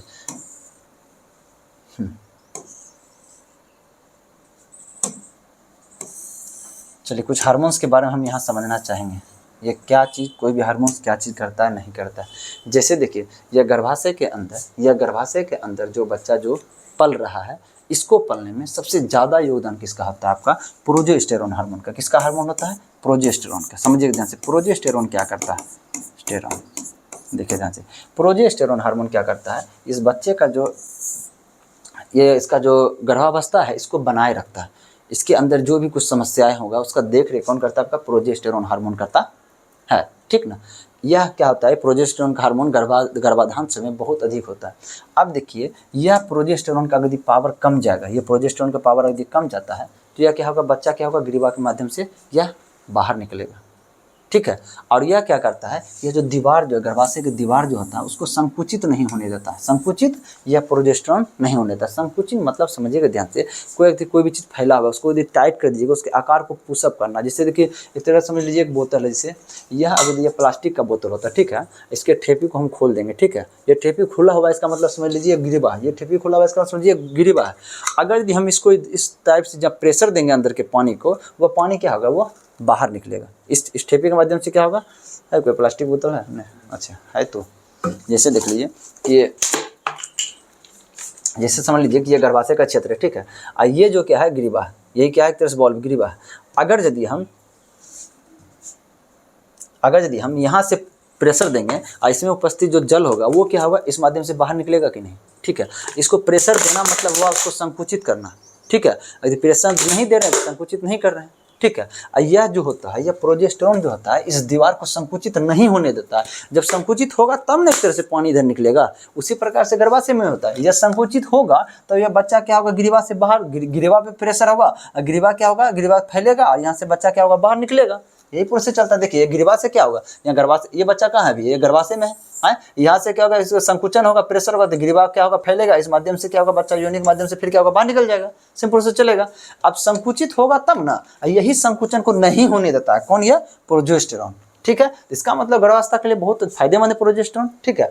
लेकिन हाँ, अब समझिएगा ध्यान से, कोई व्यक्ति नहीं होता इससे गर्भपात करवाता है। जो गर्भपात मतलब क्या होता है कि समय अवधि से पहले एक तरह से अपनी इच्छा से क्या होता है? बच्चे को बाहर निकालना, उसको क्या कहते हैं? गर्भपात। गर्भपात एक तरह से क्या है? यह कानूनन गलत है, लेकिन हाँ, यह तब करवाया जाता है जब क्या होता है कि शिशु को किसी प्रकार की खतरनाक बीमारी हो, या वह शिशु के एक तरह से प्रोसेस बढ़ने से, एक तरह से जन्म से पहले उसकी माँ को बहुत ज़्यादा कुछ खतरा हो सकता है, तब वह क्या होता है? गर्भपात कराया जाता है। तो उसको कराने के लिए क्या होता है? समझिए ध्यान से, मुख्य रूप से इसको कौन यहाँ बनाए रखने का काम कौन कर रहा है? प्रोजेस्टेरोन कर रहा है। तो इसका मतलब गर्भपात करने के लिए इसके पावर को घटाना होगा। जो दवाई का जो इस्तेमाल किया जाता है, वह दवाई क्या करता है? इस प्रोजेस्टेरोन हार्मोन के पावर को क्या करता है? कम करता है। जैसे प्रोजेस्टेरोन के पावर को कम करेगा, तो इसका मतलब क्या हो जाएगा? और उसके बाद वही दवाई क्या करता है? संकुचन भी बढ़ाता है। ये तो संकुचन नहीं बढ़ने दे रहा था, वो क्या होता है? संकुचन बढ़ाएगा। जब संकुचन बढ़ाएगा वो दवाई, तो ये क्या होगा? ये जो ग्रीवा जो होता है, ग्रीवा क्या होता है? फैलता है। ये ग्रीवा के माध्यम से बच्चा क्या होगा? बाहर निकल जाएगा। ये एक प्रोसेस हुआ ये गर्भपात का, समयावधि से पहले, यानी गर्भाधान जो समय है उससे पहले स्वेच्छा से अपने इच्छा से करने का प्रोसेस। हाँ, अगर यदि 9 महीने तक पूर जाता है, ठीक ना, तो अब देखिए, यह जब बच्चा जो जन्म होता है, नॉर्मली रूप से, जो प्राकृतिक रूप से जो जन्म होता है, उस समय फिर क्या होता है? हाँ, उस समय तो प्रोजेस्टेरोन था ही, लेकिन हाँ समझिए ध्यान से, जब प्रसव का समय आता है, जब लास्ट समय आता है, जब बच्चा को बाहर निकलने का होता है, 9 महीना पूर जाता है, तो उस समय क्या होता है? यह जो प्रोजेस्टेरोन का जो पावर जो होता है, वह क्या होता है? कम हो जाता है। भाई, जब तक ये कम नहीं होगा तब तक ये गर्भावस्था बना रहेगा। संकुचन होगा तभी बच्चा बाहर निकलेगा, संकुचन नहीं होगा बच्चा बाहर नहीं निकलेगा। तो इसको प्रोजेस्टेरोन क्या करता है? संकुचन नहीं होने देता। अब बच्चा को बाहर निकालने का समय आ गया है, इसके लिए क्या करना पड़ेगा? इसके पावर को कम करना पड़ेगा। इसका पावर क्या होता है? घट जाता है। और उसी समय किसका पावर बढ़ता है? ऑक्सीटोसिन हार्मोन का। किसका? ऑक्सीटोसिन हार्मोन का। ऑक्सीटोसिन हार्मोन क्या करता है? यह जो होता है इसके संकुचन को बढ़ाता है। ऑक्सीटोसिन हार्मोन क्या करता है? संकुचन को बढ़ाता है। जब इसका संकुचन बढ़ेगा तो इधर से पुशअप होगा, तो ये बच्चा क्या होगा? इस माध्यम इस पे प्रेशर देगा, किस पे? ग्रीवा पे। और इसी के समय इसी ग्रीवा के पास एक रिलैक्सिन हार्मोन स्रावित होता है। कौन सा हार्मोन? एक रिलैक्सिन हार्मोन स्रावित होता है। यह रिलैक्सिन हार्मोन क्या करता है? इस ग्रीवा को के दीवारों को क्या करता है? ढीला करता है। ढीला करेगा तो वो फैलेगा ज़्यादा, कोई चीज़ ढीला है तो क्या होगा, फैलेगा। तो ये क्या होता है, ढीला करता है। या गिरवा जो होता है सर्वी गिरवा, ये गिरवा क्या करता है, फैलता है। जिससे ऐसे देखिए एक तरह से जन्म के दौरान तो दर्द तो पेन तो होता ही है, लेकिन यह रिलैक्सिंग हार्मोन उस पेन को बहुत हद तक कम करने का काम करता है। ठीक है, यह क्या हो जाएगा, गिरवा फैलेगा और यह क्या होगा, शिशु क्या होगा, इस माध्यम से बाहर निकलेगा। ठीक है, तो इसका मतलब क्या होता है कि यह संकुचन करने का काम कौन किया, ऑक्सीटोसिन हार्मोन। और संकुचन नहीं होने देता था कौन, यह प्रोजेस्टेरॉन। पूछेगा गर्भाधान बनाए रखने का काम कौन सा हार्मोन करता है, प्रोजेस्टेरॉन करता है। बच्चे को बाहर जन्म करने के लिए, बाहर निकालने के लिए कौन प्रोसेस करता है, या संकुचन करने का काम कौन करता है, तो यह कौन करेगा, ऑक्सीटोसिन हार्मोन। कौन सा हार्मोन, ऑक्सीटोसिन। यह क्या करता है, संकुचन करता है। यह क्या करता है, संकुचन। ठीक है, ये क्या करेगा, संकुचन नहीं करता। संकुचन ये क्या करेगा, नहीं करता है। ठीक है, और रिलैक्सिन क्या करता है, इस ग्रीवा को फैलाता है। चलिए हाँ, और चलिए इतना तक ही काफ़ी है। फिर अगला कोई सवाल आता है उसमें इस चीज़ का व्याख्या करेंगे।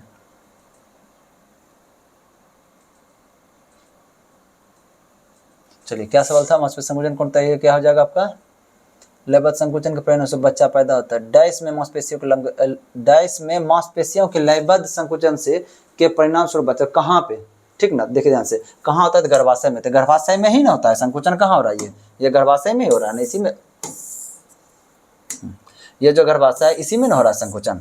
आंसर क्या हो जाएगा, गर्भाशय। योनि हम आपको बता दिए, योनि क्या, ये हुआ, इसी माध्यम से बच्चा बाहर निकलता है।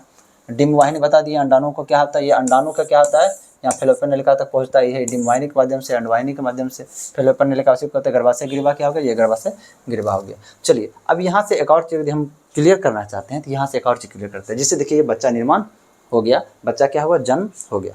अब क्या चीज़, बच्चा को क्या चाहिए, उसको पीने के लिए क्या, दूध चाहिए। अब देखिए उसका क्या चीज़ प्रोसेस होता है, वो भी आज समझ ही लेते हैं इसी में ही। देखिए महिलाओं के ब्रेस्ट में जो होता है, समझिए ध्यान से,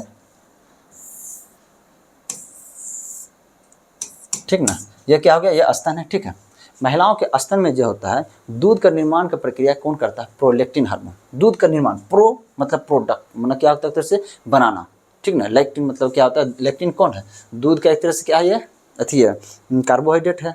ठीक है, दूध में पाया जाने वाला। ठीक है, क्या करता है, प्रोलेक्टिन। ये क्या करता है, समझिए ध्यान से, प्रोलेक्टिन क्या करता है, इसमें प्रोलेक्टिन हार्मोन पाया जाता है। वह क्या करता है, दूध का निर्माण करता है। क्या करता है, दूध का निर्माण करता है। ये प्रोलेक्टिन क्या करता है, इस स्तन में क्या कर रहा है, दूध का निर्माण कर रहा है। और उसके बाद ये देखिए, जब महिला जब गर्भवती होती है, ठीक ना, उस समय क्या होता है, उसी समय से क्या होता है, ये जो स्तन जो होता है, स्तन का साइज में थोड़ा इंक्रीज होता है, यही सब हार्मोन्स के कारण से। अब देखिए ये प्रोलेक्टिन हार्मोन जो होता है, तब तक ये दूध को एक तरह से निर्माण प्रक्रिया तब तक नहीं करेगा जब तक क्या होता है कि बच्चे जन्म ना हो जाए। देखिए जब तक ये गर्भाशय में ये प्रोजेस्टेरोन हार्मोन का पावर सक्रियता अधिक रहेगा, तब तक क्या होता है, यह प्रोलेक्टिन हार्मोन को आदेश नहीं देता है कि तुम दूध का निर्माण करो। जैसे ही इसका प्रोजेस्टेरोन का हार्मोन का पावर कमेगा, ठीक ना, तैसे ये प्रोलेक्टिन क्या करता है, दूध का निर्माण करना शुरू कर देता है। जब दूध का निर्माण ये शुरू कर दिया, बाद में अब दूध बन चुका है, तब उस दूध को एक तरह से क्या होता है, बाहर निकालने के लिए, दूध को बाहर निकालने के लिए कौन सा हार्मोन काम करता है, ऑक्सीटोसिन। कौन सा हार्मोन करता है काम, ऑक्सीटोसिन। अब देखिए ऑक्सीटोसिन हार्मोन क्या किया, ऑक्सीटोसिन हार्मोन जो गर्भाशय का संकुचन बढ़ा को बच्चे को बाहर भी निकाला, जिसे बच्चा बाहर निकला उसको दूध की आवश्यकता है, तो दूध को भी बाहर निकालने का काम कौन कर रहा है, या ऑक्सीटोसिन ही कर रहा है। इसका मतलब बच्चे को गर्भाशय से बाहर निकालने का भी काम ऑक्सीटोसिन कर रहा है, और दूध के निर्माण, दूध को क्या कर रहा है, ये स्तन से क्या आ रहा है, दूध को बाहर निकालने का भी काम कौन कर रहा है, आपका ऑक्सीटोसिन हार्मोन कर रहा है। जैसे समझिएगा ध्यान से, हम लोग जैसे गाय दूध में भक्त जो होता है, बोला था सबसे पहले बछड़े को क्यों दूध पिलाते हैं, मानते हैं कि हाँ दूध पिएगा क्योंकि उसकी माँ है, वो वक्त दूध पिएगा, अपना पोषण करेगी वो बछड़ा, ठीक है, वो बात ठीक है। लेकिन आपका क्या है कि उद्देश्य होता है, इसलिए उद्देश्य होता है कि जैसे ही इस स्तन में जब बच्चा जो बछड़ा जो होता है, या एक तरह से क्या होता है, हम लोग के प्रोसेस में भी होता है, ठीक ना, जब माँ के स्तन में जब बच्चा यदि मुंह लगाता है, तो उस समय वहाँ पे क्या होता है, ऑक्सीटोसिन हार्मोन स्रावित होता है। जैसे ऑक्सीटोसिन हार्मोन स्रावित होगा, ऑक्सीटोसिन हार्मोन क्या करता है, दूध को बाहर निकालता है, बच्चा दूध पीता है। सेम बछड़ा में भी होता है, सेम प्रोसेस उसी में उसमें भी होता है। उसके बाद हम लोग जो दूध दूहते हैं, पहले अब दूध दुहिएगा नहीं होगा, ठीक ना, गाय को पहले दूध दुहिएगा नहीं होगा। अब जब बछड़ा पी लेता है, तब जब ऑक्सीटोसिन हार्मोन स्रावित होता है, दूध के आप बाहर निकलने का प्रोसेस में आ जाता है, तब वह दूध दुहा जाता है। आगे देखिए उसी में क्या होता है, कुछ लोग एक तरह से, ये बात तो गलत है कि जैसे देखिए कोई गाय अधिक दूध देता है, 12 लीटर देता है, 13 लीटर दूध देता है, ठीक ना, तो उसको क्या होता है, दूहने में क्या होता है, हाथ दर्द होता है, वो सब समस्या के लेकर अपने खुद की सुविधाओं के लिए क्या करता है कि जो स्तन जो होता है, वो स्तन में क्या करता है कि ऑक्सीटोसिन हार्मोन जो होता है, ठीक ना, इंजेक्शन के थ्रू डाल दिया जाता है, ठीक है। ऐसे तो बछड़े को पिलाया तो वो एक प्राकृतिक चीज़ था, लेकिन अब क्या करता है, ऑक्सीटोसिन हार्मोन इसमें डाल देगा। ऑक्सीटोसिन हार्मोन डाल देने से क्या होता है, जो देखिए गाय जो होता है कुछ दूध अपने अंदर छिपाती भी है अपने बच्चे के लिए, ठीक है, लेकिन ऑक्सीटोसिन हार्मोन डालने से क्या होता है, जितना दूध होगा, ठीक ना, वो सब क्या होगा, यहाँ पे मशीन लगा दिया जाता है, मशीन के द्वारा खींचा जाता है, वह दूध क्या होगा, बाहर निकल जाएगा, ठीक है। यह इंजेक्शन ऑक्सीटोसिन का ही दिया जाता है। चलिए अगला देखते हैं। टाइम कितना वाला हुआ, 55 मिनट। वाह। माँ के शरीर के अंदर बच्चे के विकास मनुष्यों के मामले में लगभग महीने होता है, कितना महीना होता है, लगभग 9 महीना होता है। कितना होता है, 9 महीना होता है। आपको हम बताए थे स्टार्टिंग क्या होता है, जैसे देखिए स्टार्टिंग कहाँ से माना जाता है, जैसे कि देखिए ध्यान से, स्टार्टिंग कब से माना जाता है, देखिए स्टार्टिंग कैसे माना जाता है, जैसे देखिए यहाँ पे एक तरह से शुक्राणु यहाँ पहुंचा, अंडाणु बाहर निकला, यहाँ पे निषेचन हुआ, निषेचन होने के बाद जो जायगोट जो आता है, जायगोट बनता है यहाँ पे, उसके बाद इसका पालन पोषण शुरू हो जाता है जायगोट का, ठीक ना। देखिए जैसे ही निषेचन हो गया, अंडाणु गर्भाशय तक आ गया, निषेचन जैसे हो गया, जायगोट बन गया, ठीक ना, तो उसके बाद से क्या होगा कि पीरियड्स आना शुरू होगा। जब नहीं बनता है, निषेचन नहीं होता, तब ना पीरियड्स आता है, एक तरह से ब्लडिंग होता है या एंडोमेट्रियम पूरा टूटता है। जब बन गया तो पीरियड्स नहीं आएगा। जब पीरियड्स आएगा नहीं, इसका मतलब क्या हो रहा है कि वहाँ गर्भाशय में बच्चा क्या हुआ, पलना शुरू हो गया है, इसलिए होता है जैसे कि इस महीने पीरियड्स आया, ठीक है। अगर यदि अगला महीना पीरियड्स नहीं आता है, ठीक ना, तो ये माना जाता है कि हाँ गर्भ ठहर चुका है, एक तरह से क्या बच्चे का प्रोसेस होना शुरू हो चुका है। क्योंकि फिर अगर यदि यहाँ अगला महीना फिर यदि ब्लडिंग हो जाता है, इसका मतलब निषेचन नहीं हो पाया फिर अगले महीने भी, ठीक ना। जब तक निषेचन निषेचन नहीं होगा तब तक क्या होगा, ब्लडिंग होते रहेगा। जब निषेचन हो गया, जायगोट यहाँ आ गया, तो क्या हो जाएगा, ब्लडिंग होना बंद हो जाता है। जिस महीने से ब्लडिंग होना बंद होता है, स्टार्टिंग जैसे कि अगले महीने निषेचन नहीं ब्लडिंग नहीं हुआ, तो इस महीने से जोड़ा जाता है कि ये पहला महीना हुआ, दूसरा महीना, तीसरा महीना, चौथा महीना, एक तरह से, ठीक है। लगभग 9 महीना जिससे पूर्ता है, लगभग एवरेज समझिए 280 दिन के आसपास, ठीक ना, बच्चा क्या होता है, वो बाहर निकल जाता है। किस माध्यम से बच्चा यहाँ 9 महीना पूरा जाएगा, या गिरिवा के होते हुए भजन थ्रू बाहर निकल जाएगा। अगला है कि डैश के परिणाम स्वरूप युग्नज का निर्माण होता है। हम आपको वो क्या बोला था, ये उर्वरीकरण। देखिए निषेचन बोलिए या उर्वरीकरण बोलिए, एक ही बात है। निषेचन के फलस्वरूप बच्चे का निर्माण होता है, ठीक है।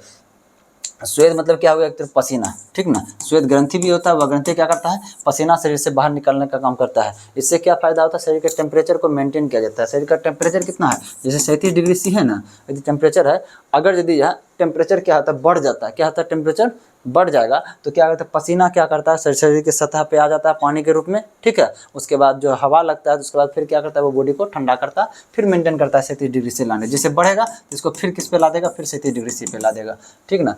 परागन के बारे में बताए थे हम, अभी तुरंत बताएं। परागकोश के अंदर यह परागन पाया जाता है। यह क्या होता है, वर्तिकाग्र के पास पहुँचता है, और पराग नलिका में क्या होता है, नर युग्मक के यहाँ पहुँचता है, बीजांड के पास पहुँचता है। अब बीजांड में जाने के बाद क्या होता है, वहाँ पे निषेचन 2 प्रकार का होता है। एक होता है कि जो अंडाणु से बीजांड से क्या होता है, बीज का निर्माण होता है, और अंडाशय से फल का निर्माण होता है। इसे हम बता दिए हैं। प्रकाश संश्लेषण, चलिए प्रकाश संश्लेषण के बारे में थोड़ा व्याख्या करते हैं, समझिएगा ध्यान से। प्रकाश संश्लेषण क्या होता है, प्रकाश संश्लेषण जो पौधे के जो पत्ती जो होता है, पौधे के पत्ती में होता है। कहाँ होता है, पौधे के पत्ती में होता है। इसमें होता है क्या चीज़, ये पत्ती क्या चीज़ करता है, समझिए ध्यान से। देखिए जो इसमें जरूरत क्या चीज़ पड़ता है, जरूरत पड़ता है इसमें जल का। क्या चीज़ का जरूरत पड़ता है, जल का। जल कहाँ से प्राप्त करता है, ये जड़ से, पौधा अपना जड़ से। उसके बाद क्या चीज़ प्राप्त जरूरत पड़ता है, कार्बन डाइऑक्साइड का। कार्बन डाइऑक्साइड ये कहाँ से प्राप्त करता है, ये वायुमंडल से। पौधा जो पत्ती जो है वायुमंडल से, ये 2 चीज़ प्राप्त हो गया। उसके बाद इसके लिए क्या चीज़ जरूरी होता है, सूर्य का प्रकाश। क्या चीज़ जरूरी होता है, सूर्य का प्रकाश, सूर्य का प्रकाश, ठीक है। जब सूर्य का प्रकाश पड़ता है तब यह क्या करता है, ग्लूकोज का निर्माण करता है। किसका, ग्लूकोज निर्माण करता है और ऑक्सीजन का निर्माण करता है। आप समझिएगा ध्यान से, ये पौधा क्या किया, जल लिया, कार्बन डाइऑक्साइड लिया, ठीक है, और उससे फिर क्या सूर्य के प्रकाश में रिएक्शन करने के बाद क्या बनाया, ग्लूकोज। यह ध्यान में एक बात रखिएगा, कोई भी हो, पौधा हो या हम लोग हैं, ठीक है, हम सब में जो ऊर्जा जो मिलता है ये ग्लूकोज से ही मिलता है। ग्लूकोज को तोड़ने से ही मिलता है, ठीक ना। सब में, हम में, उसमें, हर चीज़ में हम लोग में जैसे ग्लूकोज होता है, उस वो पौधा में भी ग्लूकोज ही बनता है। देखिए ग्लूकोज ही बना है ना, हम लोग में भी क्या होता है, ग्लूकोज ही बनता है। कार्बोहाइड्रेट को तोड़ने के बाद हम लोग भी ग्लूकोज बनाते हैं, और ग्लूकोज को फिर तोड़ करके हम लोग शरीर में ऊर्जा प्राप्त करते हैं। ये भी, इसमें भी अभी ग्लूकोज बना है, ठीक ना। ये भी क्या करेगा, ग्लूकोज को तोड़ेगा। और ग्लूकोज को कौन तोड़ता है, सिर्फ ऑक्सीजन तोड़ता है। इसमें होता है, समझिए ध्यान से प्रोसेस क्या होता है। पहले देखिए प्रकाश संश्लेषण समझ लीजिए आप। तो ये प्रकाश संश्लेषण बस मात्र यही चीज़ है, ठीक ना। आगे इसी को हम जब श्वसन के माध्यम से चलते हैं, ग्लूकोज को तोड़ने इस ऊर्जा कैसे प्राप्त करेगा, तो समझिए प्रकाश संश्लेषण के माध्यम से क्या प्राप्त करता है, आपका भोजन प्राप्त करता है। यदि श्वसन की बात है, ध्यान दे रखिएगा, श्वसन में हर चीज़, हर जीव, ठीक ना, वो ऑक्सीजन ही ग्रहण करता है। श्वसन में वो हर जीव क्या करता है, ऑक्सीजन ही ग्रहण करता है। अब देखिए यहाँ तो ऑक्सीजन खुद ही बना लिया था, ये प्रकाश संश्लेषण के दौरान ग्लूकोज ऑक्सीजन खुद ही बना लिया था। यही ऑक्सीजन से तो उसको तोड़ सकता था, लेकिन यह बहुत अधिक, जैसे देखिए जब भोजन बनाता है उस समय क्या होता है, कुछ ऑक्सीजन को क्या करता है, यह छोड़ देता है, वायुमंडल में छोड़ देता है जितना इसको जरूरत होता है, ठीक ना। एक तरह से फिर अगर जरूरत पड़ता है, हमारे वायुमंडल से क्या करता है, फिर ऑक्सीजन को ले लेता है। जब ऑक्सीजन को ग्रहण करता है उसमें एक प्रक्रिया करता है कि क्या कहता है, उसको हम श्वसन कहते हैं। फिर वह ऑक्सीजन के द्वारा कहता है, वायुमंडल से फिर लिए हुए ऑक्सीजन के द्वारा थोड़ा सा उससे क्या करता है, ग्लूकोज को तोड़ता है, और उसके बाद ये भी क्या करता है, एटीपी के रूप में ऊर्जा का निर्माण करता है। इसलिए कहा जाता है, समझिएगा ध्यान से, यह दिन में जो होता है यह भोजन बनाने का काम करता है। रात में भोजन इसलिए नहीं बना पाएगा क्योंकि सूर्य का प्रकाश दिन में रहता है, इसलिए पौधा जो होता है दिन में भोजन बनाता है। और श्वसन प्रक्रिया क्या होता है, रात में ज़्यादातर क्या होता है, श्वसन प्रक्रिया होने का चांस रहता है। क्योंकि देखिए श्वसन प्रक्रिया दिन में भी होता है, ऐसा नहीं कि दिन में नहीं होगा, दिन में भी होगा श्वसन प्रक्रिया, ठीक है। ऐसा बात नहीं कि दिन में नहीं होगा, दिन में होगा, लेकिन भोजन बनाने की प्रक्रिया सिर्फ दिन में होता है, रात में नहीं होता, क्योंकि प्रकाश नहीं पाया जाता है रात में।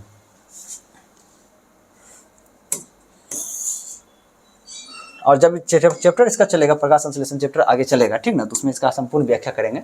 निषेचित अंड यानी यहाँ पे जो निषेचित अंड मतलब क्या होगा, जायगोट का जो निर्माण हो चुका है, निषेचन हो चुका है, जायगोट का निर्माण हो चुका है, अंड यानी युग्मराज प्रत्यारोपण हो जाता है, गर्भाशय में बता चुके हैं, हो चुका है। चलिए अगला देखते हैं कि मनुष्य में निषेचित अंडा डैश के स्तर में प्रत्यारोपित है। निषेचित अंडा, यहाँ जो निषेचित अंडा हुआ यह कहाँ प्रत्यारोपित होता है, यह एंडोमेट्रियम की परत यानी गर्भाशय में। ये गर्भाशय के अंदर ही पाता है एंडोमेट्रियम परत ना, गर्भाशय में प्रत्यारोपित होता है। ये गर्भाशय ग्रीवा हो गया, ये क्षेत्र गर्भाशय ग्रीवा, ये हो गया योनि हो गया, या इसी को एक तरह से वजाइना कहते हैं। अंडाशय बता दिया, जहाँ अंडाणु निर्माण होता है, योनि बता दिया। चलिए एक ही सवाल बहुत बार पूछा, योनि डैश की ओर जाती है, योनि हो डैश की ओर, ये योनि है, ये किस ओर जाती है, किस ओर जा रही है, ग्रीवा की ओर जा रही है, ठीक है ना। फर्स्ट तो ग्रीवा होगा, क्या हो, गर्भाशय ग्रीवा हो जाएगा। फेलोपियन ट्यूब ये हो गया, फेलोपियन नलिका इसी को कहते हैं, इसी को अंडवाहिनी भी कहते हैं, इसी को डिम्ब वाहिनी भी कहते हैं।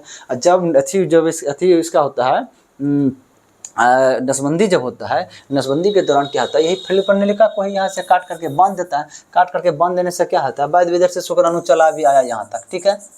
अब अंडाणु यहाँ से आगे बढ़िए नहीं रहा, यहाँ शुक्राणु है रखा हुआ, अंडाणु यहाँ से आगे बढ़िए नहीं रहा। जब नहीं बढ़ रहा है तो निषेचन होगा, दोनों नहीं होगा, ठीक है।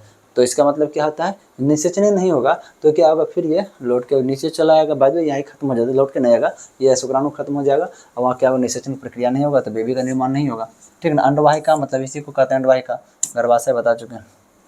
चलिए निम्नलिखित में से कौन सा मादा प्रजनन अंग का एक हिस्सा नहीं है, गर्भाशय है। गर्भाशय तो मादा प्रजनन का हिस्सा है, ये गर्भाशय हो गया, ठीक ना। अंडाशय, यहाँ जो अंडाणु बन रहा है ये अंडाशय है। योनि वजाइना ये भी है मादा जन हिस्सा का। शुक्रवाहिका हम आपको बताए थे, या जो शुक्राणु जो होता है वृषण में, शुक्राणु का निर्माण कहाँ होता है, वृषण में, और शुक्राणु का परिपक्व कहाँ होता है, अधिवृषण में। उसके बाद यह शुक्रवाहिका के माध्यम से ही शुक्राणु क्या होता है, यह मूत्र मार्ग जो होता है, इसको यूरेथ्रा कहते हैं, वहाँ तक पहुँचता है, ठीक है।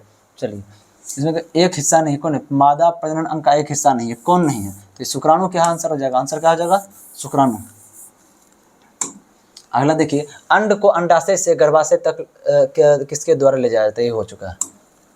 चलिए कुछ महिलाओं में कुछ समस्या के कारण फलन नहीं हो पाता है, फलन मतलब निषेचन नहीं हो पाता है।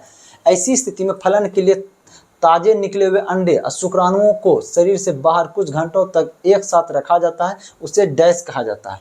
अब देखिए ध्यान से, उसको कहते हैं विट्रो। मतलब क्या चीज़ है विट्रो, समझिएगा ध्यान से। 1 घंटा हो गया, अच्छा बस थोड़ा देर और चलेगा, समझिएगा ध्यान से।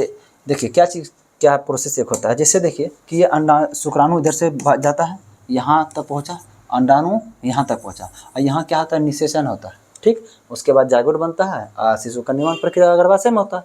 लेकिन किसी किसी के कारण क्या होता है, हार्मोनल समस्या के कारण से यहाँ निषेचन नहीं हो पाता। ये फैलोपियन नलिका में यहाँ पे समस्या के कारण से निषेचन ही नहीं होगा। जब निषेचन नहीं होगा, जायगोट नहीं बनेगा, जायगोट नहीं बनेगा तो गर्भाशय में उसका निर्माण प्रक्रिया कहाँ से आगे बढ़ेगा। ठीक है, ऐसा समस्या कहाँ हो जाता है, ये फैलोपियन नलिका में। अब निषेचन नहीं होता तब क्या किया जाता है, जो पुरुष जो होता है, जैसे पति पत्नी है, ठीक ना, जो पति होता है, ठीक ना, पति में क्या होता है, शुक्राणु जो होता है, पति में क्या पाया जाएगा, शुक्राणु, और जो पत्नी है, ठीक ना, पत्नी में क्या पाया जाएगा, अंडाणु।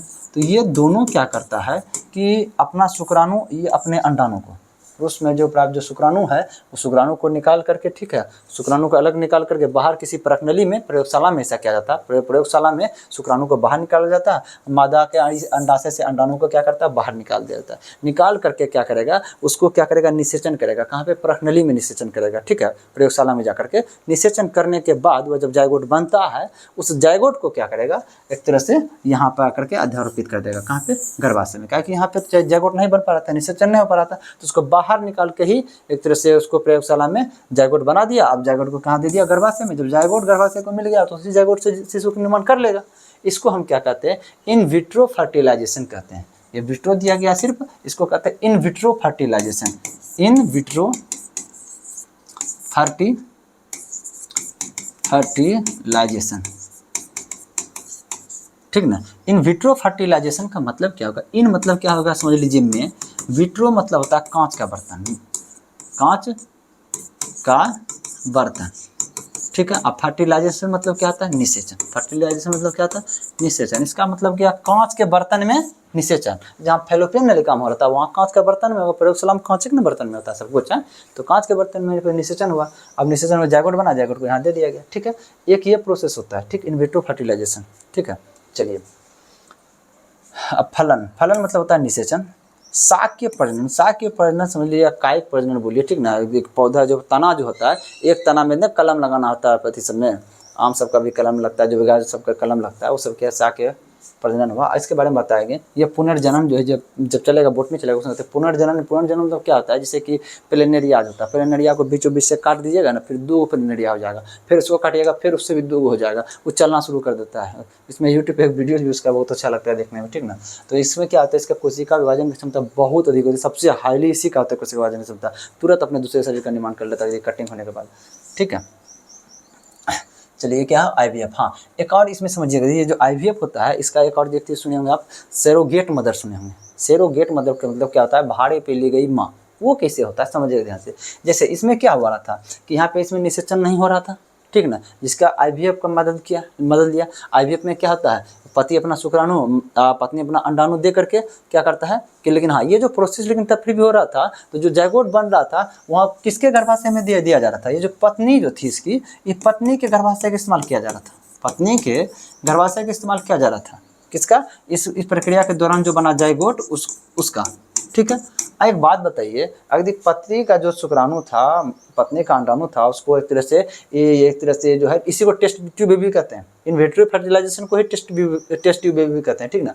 अब टेस्ट ट्यूब बेबी में जो उसमें जायगोट बना है, क्या हम किसी दूसरे में भी कर सकते हैं? ऐसा नहीं कि वो अपनी पत्नी के ही गर्भाशय में दे सकता है। जब बाहर बना हुआ चीज़ है तो हम किसी और महिला में भी डाल सकते हैं उस चीज़ को। ऐसा जरूरी थोड़ी है कि हाँ अपनी पत्नी में भी डालेंगे, ठीक ना। हाँ, अपनी पत्नी में डालने इसका मतलब ठीक है, हाँ उसके गर्भ से क्या होगा, शिशु का निर्माण होगा, ठीक है, वो अलग मैटर खाता है, तो वो आपकी इच्छा पे। हाँ, अगर यदि चाहेंगे उसी जायगोट को किसी और महिला के गर्भ में डाल देंगे, तो क्या वहाँ निषेचन नहीं होगा? वहाँ भी निषेचन होगा, ठीक है। वही चीज़ करता है, जैसे देखिए जो अभिनेत्री सब होती है, वो क्या करता है, अभिनेत्री में से दोनों दंपति होता है, ठीक ना। पति अपना शुक्राणु दे देगा, पत्नी अपना अंडाणु देगा, बस सेम प्रोसेस जाएगा। टेस्ट ट्यूब बेबी मतलब इन विट्रो फर्टिलाइजेशन में जायगोट का निर्माण करेगा। अब जायगोट को क्या करता है, पत्नी जो होती है, ठीक ना, उसमें अभिनेत्री सब जो करती है, पत्नी अपने गर्भाशय में नहीं डाल करके किसी और महिला को चुनती है, किसी गरीब को चुनेगी, ठीक ना, और उसके गर्भाशय में उस जायगोट को क्या करेगी, दे देगी। अब जायगोट डालने के बाद क्या होता है, वहाँ पे उसके गर्भाशय, जब किसी के भी गर्भाशय में जायगोट मिल जाएगा तो वह निषेचन प्रक्रिया शुरू होगा। निषेचन होने के बाद लगभग जिस तरह से भ्रूण का निर्माण होता है, लगभग 9 महीने का जो अवधि होता है, उसके बाद जो बच्चा जो जन्म होता है, ठीक है, बच्चा जन्म हो जाता है, तो बच्चा क्या होगा, इसका ही होता है। जो दंपत्ति जो होता है, ये जो अभिनेत्री जो है, एक तरह से जो अपना शुक्राणु अंडाणु दी थी, ठीक ना, बच्चा इसका कहलाता है। और जो महिला एक तरह से जन्म दी, ठीक ना, जिसके गर्भ में एक तरह से बच्चा पला, उसको सेरोगेट मदर कहते हैं, यानी भारे पे ली गई माँ। उस महिला को क्या होता है, कुछ पैसे दे दिया जाता है, कुछ नहीं बहुत अधिक पैसा दिया जाता है, ताकि वो अपना आगे का अपना भरण पोषण करे, उसको तरह से सुविधाएं प्रदान की जाती है। ठीक है, चलिए उसको सेरोगेट मदर कहते हैं। चलिए ध्यान से कि गर्भाशय डैश के माध्यम से योनि में खुलता है। गर्भाशय, ये गर्भाशय डैश के माध्यम से इस योनि में खुलता है। किस माध्यम से, यही ना, सर्विक्स के माध्यम से, गर्भाशय ग्रीवा के माध्यम से। शुक्रवाहिका डिम्ब वाहिनी ये हो गया। ठीक है, मूत्र मार्ग आपको बता दिए थे, मूत्र मार्ग ही है जिसमें क्या होता है कि मूत्र भी गमन करता है, ऐसे में वीर्य भी गमन करता है, दोनों के दोनों गमन करता है, मूत्र और वीर्य दोनों। मूत्र मार्ग में शुक्रवाहिका में क्या था, शुक्राणु गमन करता है। चलिए, माता रोगाणु कोशिका अंडे या अंडे किसमें निर्मित होता है, अंडा कहाँ निर्मित होता है, अंडाशय में निर्मित होता है। गर्भाशय ग्रीवा बता चुके हैं, योनि बता चुके हैं, गर्भाशय बता चुके हैं। चलिए जल्दी खत्म हो जाएगा। उस विधि को क्या कहते हैं, इसके द्वारा गर्भाशय में कॉपर टी लगाई जाती है। देखिए कॉपर टी आप समझिएगा ध्यान से, ये सब क्या चीज़ है। जैसे देखिए कि कोई भी दंपत्ति है, ठीक ना, जैसे कि 2 बच्चे हो गए, ठीक है, अब वो दोनों अगला जो है ना बच्चा जन्म देना नहीं चाहती है, उसके लिए क्या करता है कि अब जन्म किस प्रोसेस से नहीं देना चाहिए, समझे ध्यान से। ये जो शुक्राणु अगर यदि, याद रखिएगा, शुक्राणु अगर यदि और यह यहाँ पहुँचता है, अंडाणु यदि यहाँ पहुँचता है, ठीक है, ये दोनों निषेचन नहीं करेगा तो जन्म का प्रोसेस ही आगे नहीं बढ़ेगा। इसी चीज़ को रोकना क्या कहलाता है, एक तरह से इस चीज़ को यदि हम रोकने के लिए कोशिश करते हैं तो इसको हम लोग क्या कहते हैं, गर्भ निरोध। क्या कहते हैं, गर्भ निरोध। मतलब कि गर्भ जो उत्पन्न होगा, जहाँ से गर्भ बनना शुरू होगा, उसका विरोध कर देना, उसको हटा देना वहाँ से। यानी ये शुक्राणु यहाँ जो मिल रहा है, ये जो अंडाणु मिल रहा है, ये दोनों को नहीं मिलने देना। ये मिलता है तब ये सब चीज़ होता है, ठीक ना। यदि दोनों नहीं मिलेगा तब क्या होगा, बच्चे का जन्म का प्रोसेस नहीं होगा। अब इसी दोनों को रोकने के लिए कुछ विधि अपनाया गया। जिससे कुछ विधि क्या चीज़ होता है, जिससे देखिए फर्स्ट विधि क्या होता है, एक होता है, समझिए ध्यान से, कंडोम से होता है, ठीक ना। कंडोम क्या होता है, समझिए ध्यान से, यह जो होता है, जो पुरुष जनन अंग जो होता है, इसमें एक कवरिंग क्या हुआ रहता है। ये क्या होता है, कवरिंग क्या होता है। सेक्स प्रोसेस के दौरान जो होता है, ये वजाना पे यहाँ तक तो इंटर तो करता है, लेकिन जो वीर्य जब बाहर निकलता है, तो वीर्य जब बाहर निकलेगा तो इसी कंडोम में फंस जाता है। ये इसी कंडोम में फंस जाता है, या वीर्य में क्या होता है, यह वजाना में यह क्या होता है, प्रवेश नहीं कर पाता है, ठीक ना। जिसके कारण वजाना में प्रवेश ही नहीं किया, शुक्राणु यहाँ तक पहुँचेगा नहीं। जब शुक्राणु पहुँचेगा नहीं तो निषेचन होगा नहीं, ठीक है। एक विधि ये है। एक और विधि क्या चीज़, एक तरह समझ लीजिए ध्यान से, एक ये जो कॉपर टी, ये क्या चीज़ होता है, कॉपर टी। कॉपर टी क्या होता है, देख लीजिए, कॉपर टी है, ये क्या होता है, एक तरह से ये तांबे का बना होता है। किसका होता है, ये तांबे का बना होता है, कॉपर का बना होता है, ठीक, इसलिए इसका नाम कॉपर टी है। मतलब कॉपर का बना होता है, टी के जैसा दिखता है, इसलिए इसका नाम कॉपर टी है। इसमें क्या होता है, जैसे शुक्राणु यहाँ तक पहुँचेगा, ये वजाना के पास जैसे शुक्राणु पहुँचेगा, उसके बाद ये तांबे में जैसे सटता है, कौन, शुक्राणु, और शुक्राणु क्या होता है, नष्ट हो जाता है। शुक्राणु जो नष्ट हो गया, तब यहाँ पे अंडाणु के पास पहुँचेगा, नहीं पहुँचेगा। ये भी एक प्रोसेस हुआ गर्भ निरोध का। एक और चीज़ होता है कि वो नसबंदी के बारे में बोले थे। नसबंदी में क्या होता है, ठीक ना, जैसे देखिए ये क्या होता है, शुक्राणु यहाँ बना, शुक्रवाहिका के माध्यम से यहाँ आता है। अब यहाँ जो यहाँ आएगा तब ना, इधर से निकलेगा तब यहाँ पहुँचेगा तब ना। ये जो शुक्रवाहिका यहीं से काट दिया जाता है, यहीं से काट के बांध देगा। अब इधर जाएगा ही नहीं, शुक्राणु वहाँ पहुँचेगा ही नहीं, तो क्या होगा, निषेचन होगा, नहीं होगा, ठीक ना। इसको क्या कहते हैं, नसबंदी। अब मादा नसबंदी में क्या होता है, ये जो फैलोपियन नलिका जो होता है, यहीं से काट देगा, अंडाणु यहाँ तक पहुँचेगा, लेकिन यहाँ शुक्राणु खूब पहुँच गया, ठीक है, ये अंडाणु मिलबे नहीं करेगा, निषेचन होगा नहीं। उसको क्या कहेंगे, मादा नसबंदी कहते हैं। चलिए, निषेचन समझा चुके हैं, गर्भधारण समझा चुके हैं। संभोग प्रक्रिया मतलब क्या होता है, महिला पुरुष के बीच जो है ना एक सेक्सुअल सिस्टम जो होता है, ठीक ना, जिसमें क्या होता है, ये जो पेनिस जो होता है, ये पेनिस क्या होता है, ये वजाना के अंदर प्रवेश करता है, ठीक है। इसी प्रोसेस के दौरान क्या होता है, वीर्य का निष्कासन किससे होता है, लिंग से वीर्य का निष्कासन होता है, वह क्या होता है, वजाना प्रवेश करेगा, फिर यह क्या करेगा, गर्भाशय के होते हुए शुक्राणु कहाँ पहुँचेगा, फैलोपियन नलिका के पास पहुँचेगा। इसी को कहते हैं। चलिए अगला देखिए, डैश उस उम्र का नाम है जिसके दौरान मानव पुरुषों और महिलाओं के प्रजनन अंग क्रियात्मक हो जाते हैं, गाइनस युग्मकों और सेक्स हार्मोन का उत्पादन शुरू हो जाता है। सेक्स हार्मोन का उत्पादन शुरू होता है और मानव यौन के प्रति परिपक्व होता है। हम आपको एक चीज़ बता दिए हैं, यह किशोरावस्था में होता है, ठीक ना। हार्मोन जो होता है, महिला जो होता है, महिला में कौन सा हार्मोन उत्पन्न हो जाता है, आपका एस्ट्रोजन हार्मोन उत्पन्न होता है। ये एस्ट्रोजन हार्मोन क्या करता है, महिला के अंदर स्तन का निर्माण करना, गर्भाशय का निर्माण करना, योनि का निर्माण करना, उसके हाइट को इंक्रीज करना, और उसके गुप्तांगों पे बाल का लाना, या उसका जो पीरियड जो होता है उसको वो होना, ये सब चीज़ किसके कौन करवाता है, आपका एस्ट्रोजन हार्मोन करवाता है। किसमें, महिलाओं में। ये कब होता है, लगभग 10 से 12 साल की उम्र में। वही 12 से लेकर के 14 साल का जो उम्र होता है, पुरुष जो होता है, पुरुष में क्या चीज़ चेंजिंग लाता है, उसके आवाज़ में चेंजिंग लाना, उसके हाइट में चेंजिंग लाना, उसके गुप्तांगों पे बाल आना, ठीक ना। उसके बाद क्या होता है, शुक्राणु का निर्माण होना। कौन निर्माण करता है ये सब, टेस्टोस्टेरोन। इसलिए कहा जाता है कि जो है ना, ये एस्ट्रोजन को क्या कहा जाता है, मादा हार्मोन कहते हैं, टेस्टोस्टेरोन को क्या कहते हैं, नर हार्मोन कहते हैं। और एक तरह से मादा हार्मोन किसको और कह सकते हैं, देखिए प्रोजेस्टेरोन। प्रोजेस्टेरोन भी क्या है, ये मादा हार्मोन ही है। और क्या चीज़ जो देखे ध्यान से, ये प्रोलैक्टिन हार्मोन, क्या प्रोलैक्टिन हार्मोन जो दूध बना रहता है स्तन में, ये भी क्या है, मादा हार्मोन ही है। ठीक है, चलिए युग्मक बता चुके हैं। यौन प्रजनन बता, यौन प्रजनन मतलब ये कि एक तरह से यह नर युग्मक मादा युग्मक के निषेचन के दौरान जो जन्म होता है वही यौन प्रजनन हुआ। अनिषेक जनन, अनिषेक जनन तो वही एक तरह से हुआ कि तो बिना निषेचन का, मतलब अंडाणु शुक्राणु बिना निषेचन का, सिर्फ अंडाणु से नए जीव का निर्माण हो जाता है। चलिए समाज मनुष्यों में निषेचन डैश में होता है, निषेचन कहाँ होता है, यह फैलोपियन नलिका में होता है। ये सब चीज बता चुके। चलिए अंडाशय में डिंब का निर्माण क्या कहलाता है, अंडाशय के अंदर डिंब का निर्माण क्या कहलाता है, अंडजान कहलाता है। ये भी हो चुका है। अब थोड़ा बता दीजिए, देखिए अंडजान कहलाता है, ठीक है। शुक्र युग्मज निर्माण हम आपको बताए थे, नर युग्मक होता है, मादा युग्मक, दोनों निषेचन करके तो युग्मज का निर्माण करता है। ठीक है। प्रतिरूप निर्माण, प्रतिरूप निर्माण करना जैसे कि अपने जैसे संतान का जन्म देना, यानी अनुवांशिकी गुणों को अपने बच्चों में डालना। ठीक है, वो क्या कहलाता है, प्रतिरूप निर्माण करता है। हम लोग क्या प्रतिरूप निर्माण के अंतर्गत ही हम लोग का निर्माण हुआ है। मेरा जिस शकल है, इस तरह से मेरे बच्चे में जो शकल जाएगा, जो चेंजिंग जाएगा, से लगभग समानता जो होगी, वो सब क्या कहलाता है, आपका प्रतिरूप निर्माण कहलाता है। ठीक है। निषेचित अंडा युग्मज डैश की परत में निषेचित अंडा जो होता है, यहाँ निषेचित होने के बाद कहाँ समाहित होता है, यह गर्भाशय में जाकर समाहित हो जाता है। आंसर क्या हो जाएगा, गर्भाशय होगा, समाहित गर्भाशय। डिम्ब वाहिनी आपको बताए थे, ये जो है डिम्ब वाहिनी है। ठीक है, इसको ओविडक्ट भी कहते हैं। इसको क्या कहते हैं, ओवी मतलब अंडाणु, डक्ट मतलब नली, यानी अंडाणु का यह नली। कितना कितना नाम हो गया आपका, एक ओविडक्ट हो गया, फैलोपियन नली का हो गया, अंडवाही का हो गया, डिम्ब वाही का हो गया। 4 नाम खाली इसका हो गया, इसका नाम याद रखना। गर्भाशय के रिवाज नहीं हो चुका है सब। चलिए देखते हैं। अंडाशय के समीप स्थित, अंडाशय के समीप स्थित नली, ये नली के आकार का भाग क्या कहलाते हैं, नलिका का फैलोपियन नलिका कहलाएगा। क्या कहलाएगा, फैलोपियन अंडवाहिनी या फैलोपियन नलिका। वायु कोष्ठक, वायु कोष्ठक किसमें पाया जाता है, तो श्वसन तंत्र में पढ़ेंगे इस चीज़ के बारे में। चलिए स्तन ग्रंथि, यही स्तन ग्रंथि जो होता है, ठीक है, यही क्या करता है, इसी स्तन ग्रंथि में क्या होता है, दूध का निर्माण होता है। प्रोलैक्टिन हार्मोन क्या करता है, दूध का निर्माण करता है। ऑक्सीटोसिन हार्मोन क्या करता है, दूध को बाहर निकलता है। ठीक, गर्भाशय गिरवा बहुत हो चुका है। अंडाशय में डिम्ब का निर्माण क्या कहलाता है, अंडजान कहलाता है, हो चुका है। प्रतिरूप ये भी हो चुका है। प्रज्ञली शिशु, test tube baby, test tube baby के बारे में हम बताए थे, इन विट्रो फर्टिलाइजेशन, ठीक ना, बताए थे, तुरंत जस्ट बताएं।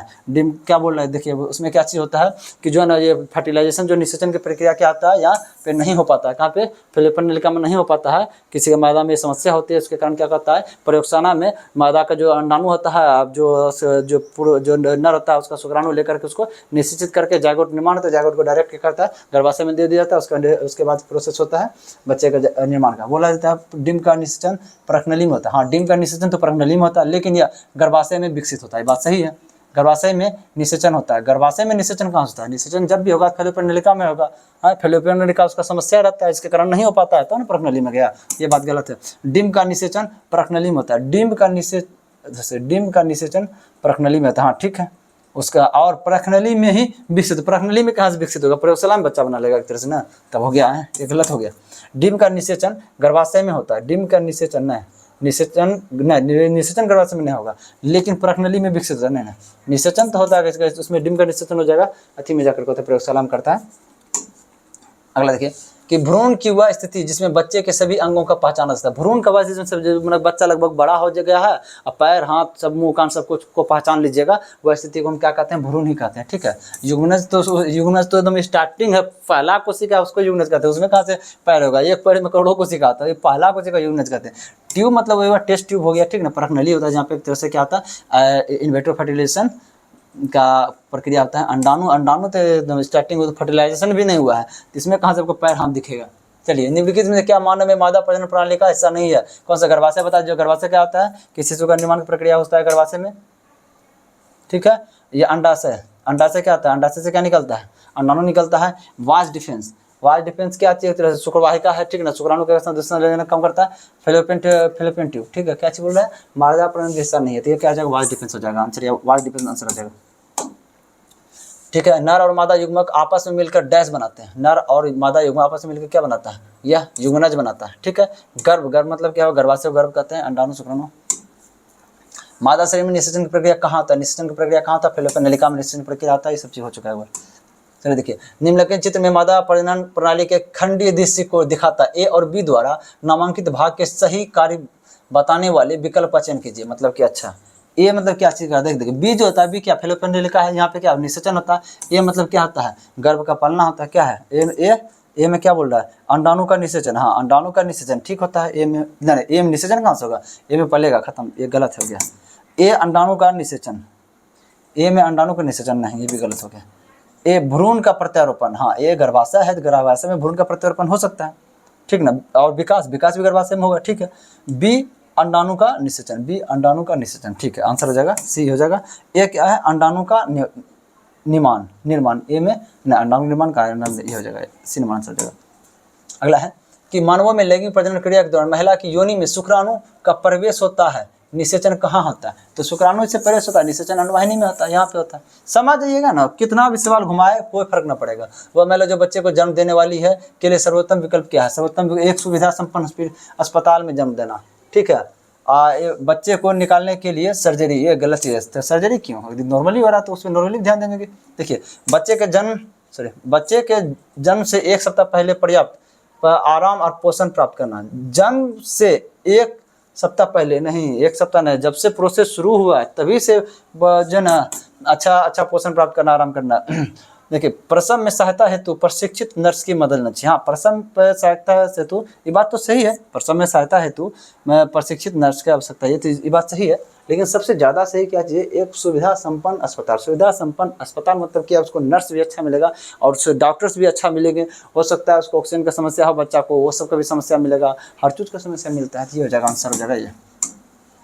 अगला है सामान्य मासिक धर्म आमतौर पर मासिक धर्म कितने दिन पे चलता है। हमको बोले थे मासिक धर्म बोलिए, रजो धर्म बोलिए, माहवारी बोलिए, या तो मेंस्ट्रुएशन बोलिए, या एक तरह से पीरियड्स बोलिए, कितना दिन चलता है। एनसीईआरटी आपका दिया है 3 से 5, एनसीईआरटी में क्या चाहिए 3 से 5 है, लेकिन इसका मतलब कम से कम 3 होना चाहिए यहाँ, लेकिन कम से कम सब दिया है, बहुत कम से कम 2 ऑप्शन दिया है, एक वाला तो नहीं होगा। फर्स्ट डे तो क्या होता है, एंडोमेट्रियम का परत टूटता है, जिसके कारण दर्द ही झेलती है, ठीक ना। लड़कियां जो फर्स्ट दिन क्या होता है, दर्द ही झेलती है, लेकिन ब्लीडिंग आगे दिन तक भी होती है, तो फर्स्ट वाला तो होगा ही नहीं आंसर। उसके बाद ये 2 से 8 है, ये 2 से 12 है, ये बहुत ही ज़्यादा दिन हो गया, 12 दिन तक नहीं होता है, बहुत मैक्सिमम से 2 से 8 हो गया, बहुत हो गया, आंसर लगभग हो जाएगा ये, ठीक ना। भ्रूण द्वारा माता की कोख के अंदर, चलिए रहने दो, अच्छा एक और है ना, हाँ, माता के कोख के अंदर पूर्ण रूप से विकसित होने के लिए लिया गया समय, हाँ, माना कि पूरा एक तरह से गर्भाधान समय कितना दिन में बच्चा पूर्ण रूप से विकसित हो जाएगा, लगभग 280 दिन हो जाता है, अपना गर्भाधान अवधि हो गया। चलिए, अब लगभग क्या होगा, खत्म हो चुका है। आज थोड़ा समय ज़्यादा लगा है, लेकिन हम कोशिश किए थे, जो भी देखिए, जो रेलवे में जो है ना, इस चैप्टर से बहुत ज़्यादा प्रश्न पूछा गया, कोशिश था जितना भी चैप्टर था, जितना भी इसमें सवाल हुआ था, सब कुछ को कंप्लीट कर देना। अब देखिए, जो भी कोशिश करना, हर हमेशा ये चीज़ रहना, समझना है, समय लग रहा है ठीक है, लेकिन आगे फिर इसमें ज़्यादा समय आपको नहीं लगेगा। ऐसा नहीं कि अक्सर देखिएगा कि आप क्लास कर रहे हैं, एक ही चैप्टर को आप कम से कम अभी तक जो भी लोगों 5 साल से 6 साल से जो कंपटीशन कर रहा है, क्या लगता है वो कितने बार इस चैप्टर को पढ़ा होगा, बहुत बार पढ़ा होगा। पढ़िए एक बार, उसको स्मरण रखिए आगे समय तक। ऐसा नहीं कि पढ़िए बार और स्मरण नहीं हो पा रहा है आपको, तो ज़्यादा नहीं रह पा रहा है, ठीक ना, वैसा मत पढ़िए, ठीक है। इसलिए समझिए हर पॉइंट को, समय दीजिए, समझिए, तो आगे फायदा रहेगा। और समय ना देने के फिर में जल्दी सीखने के चक्कर में आगे उसी चीज़ को बार सीखना पड़ता है, ये ज़्यादा आपको नुकसान दे जाता है। चलिए, थैंक यू, जय हिंद।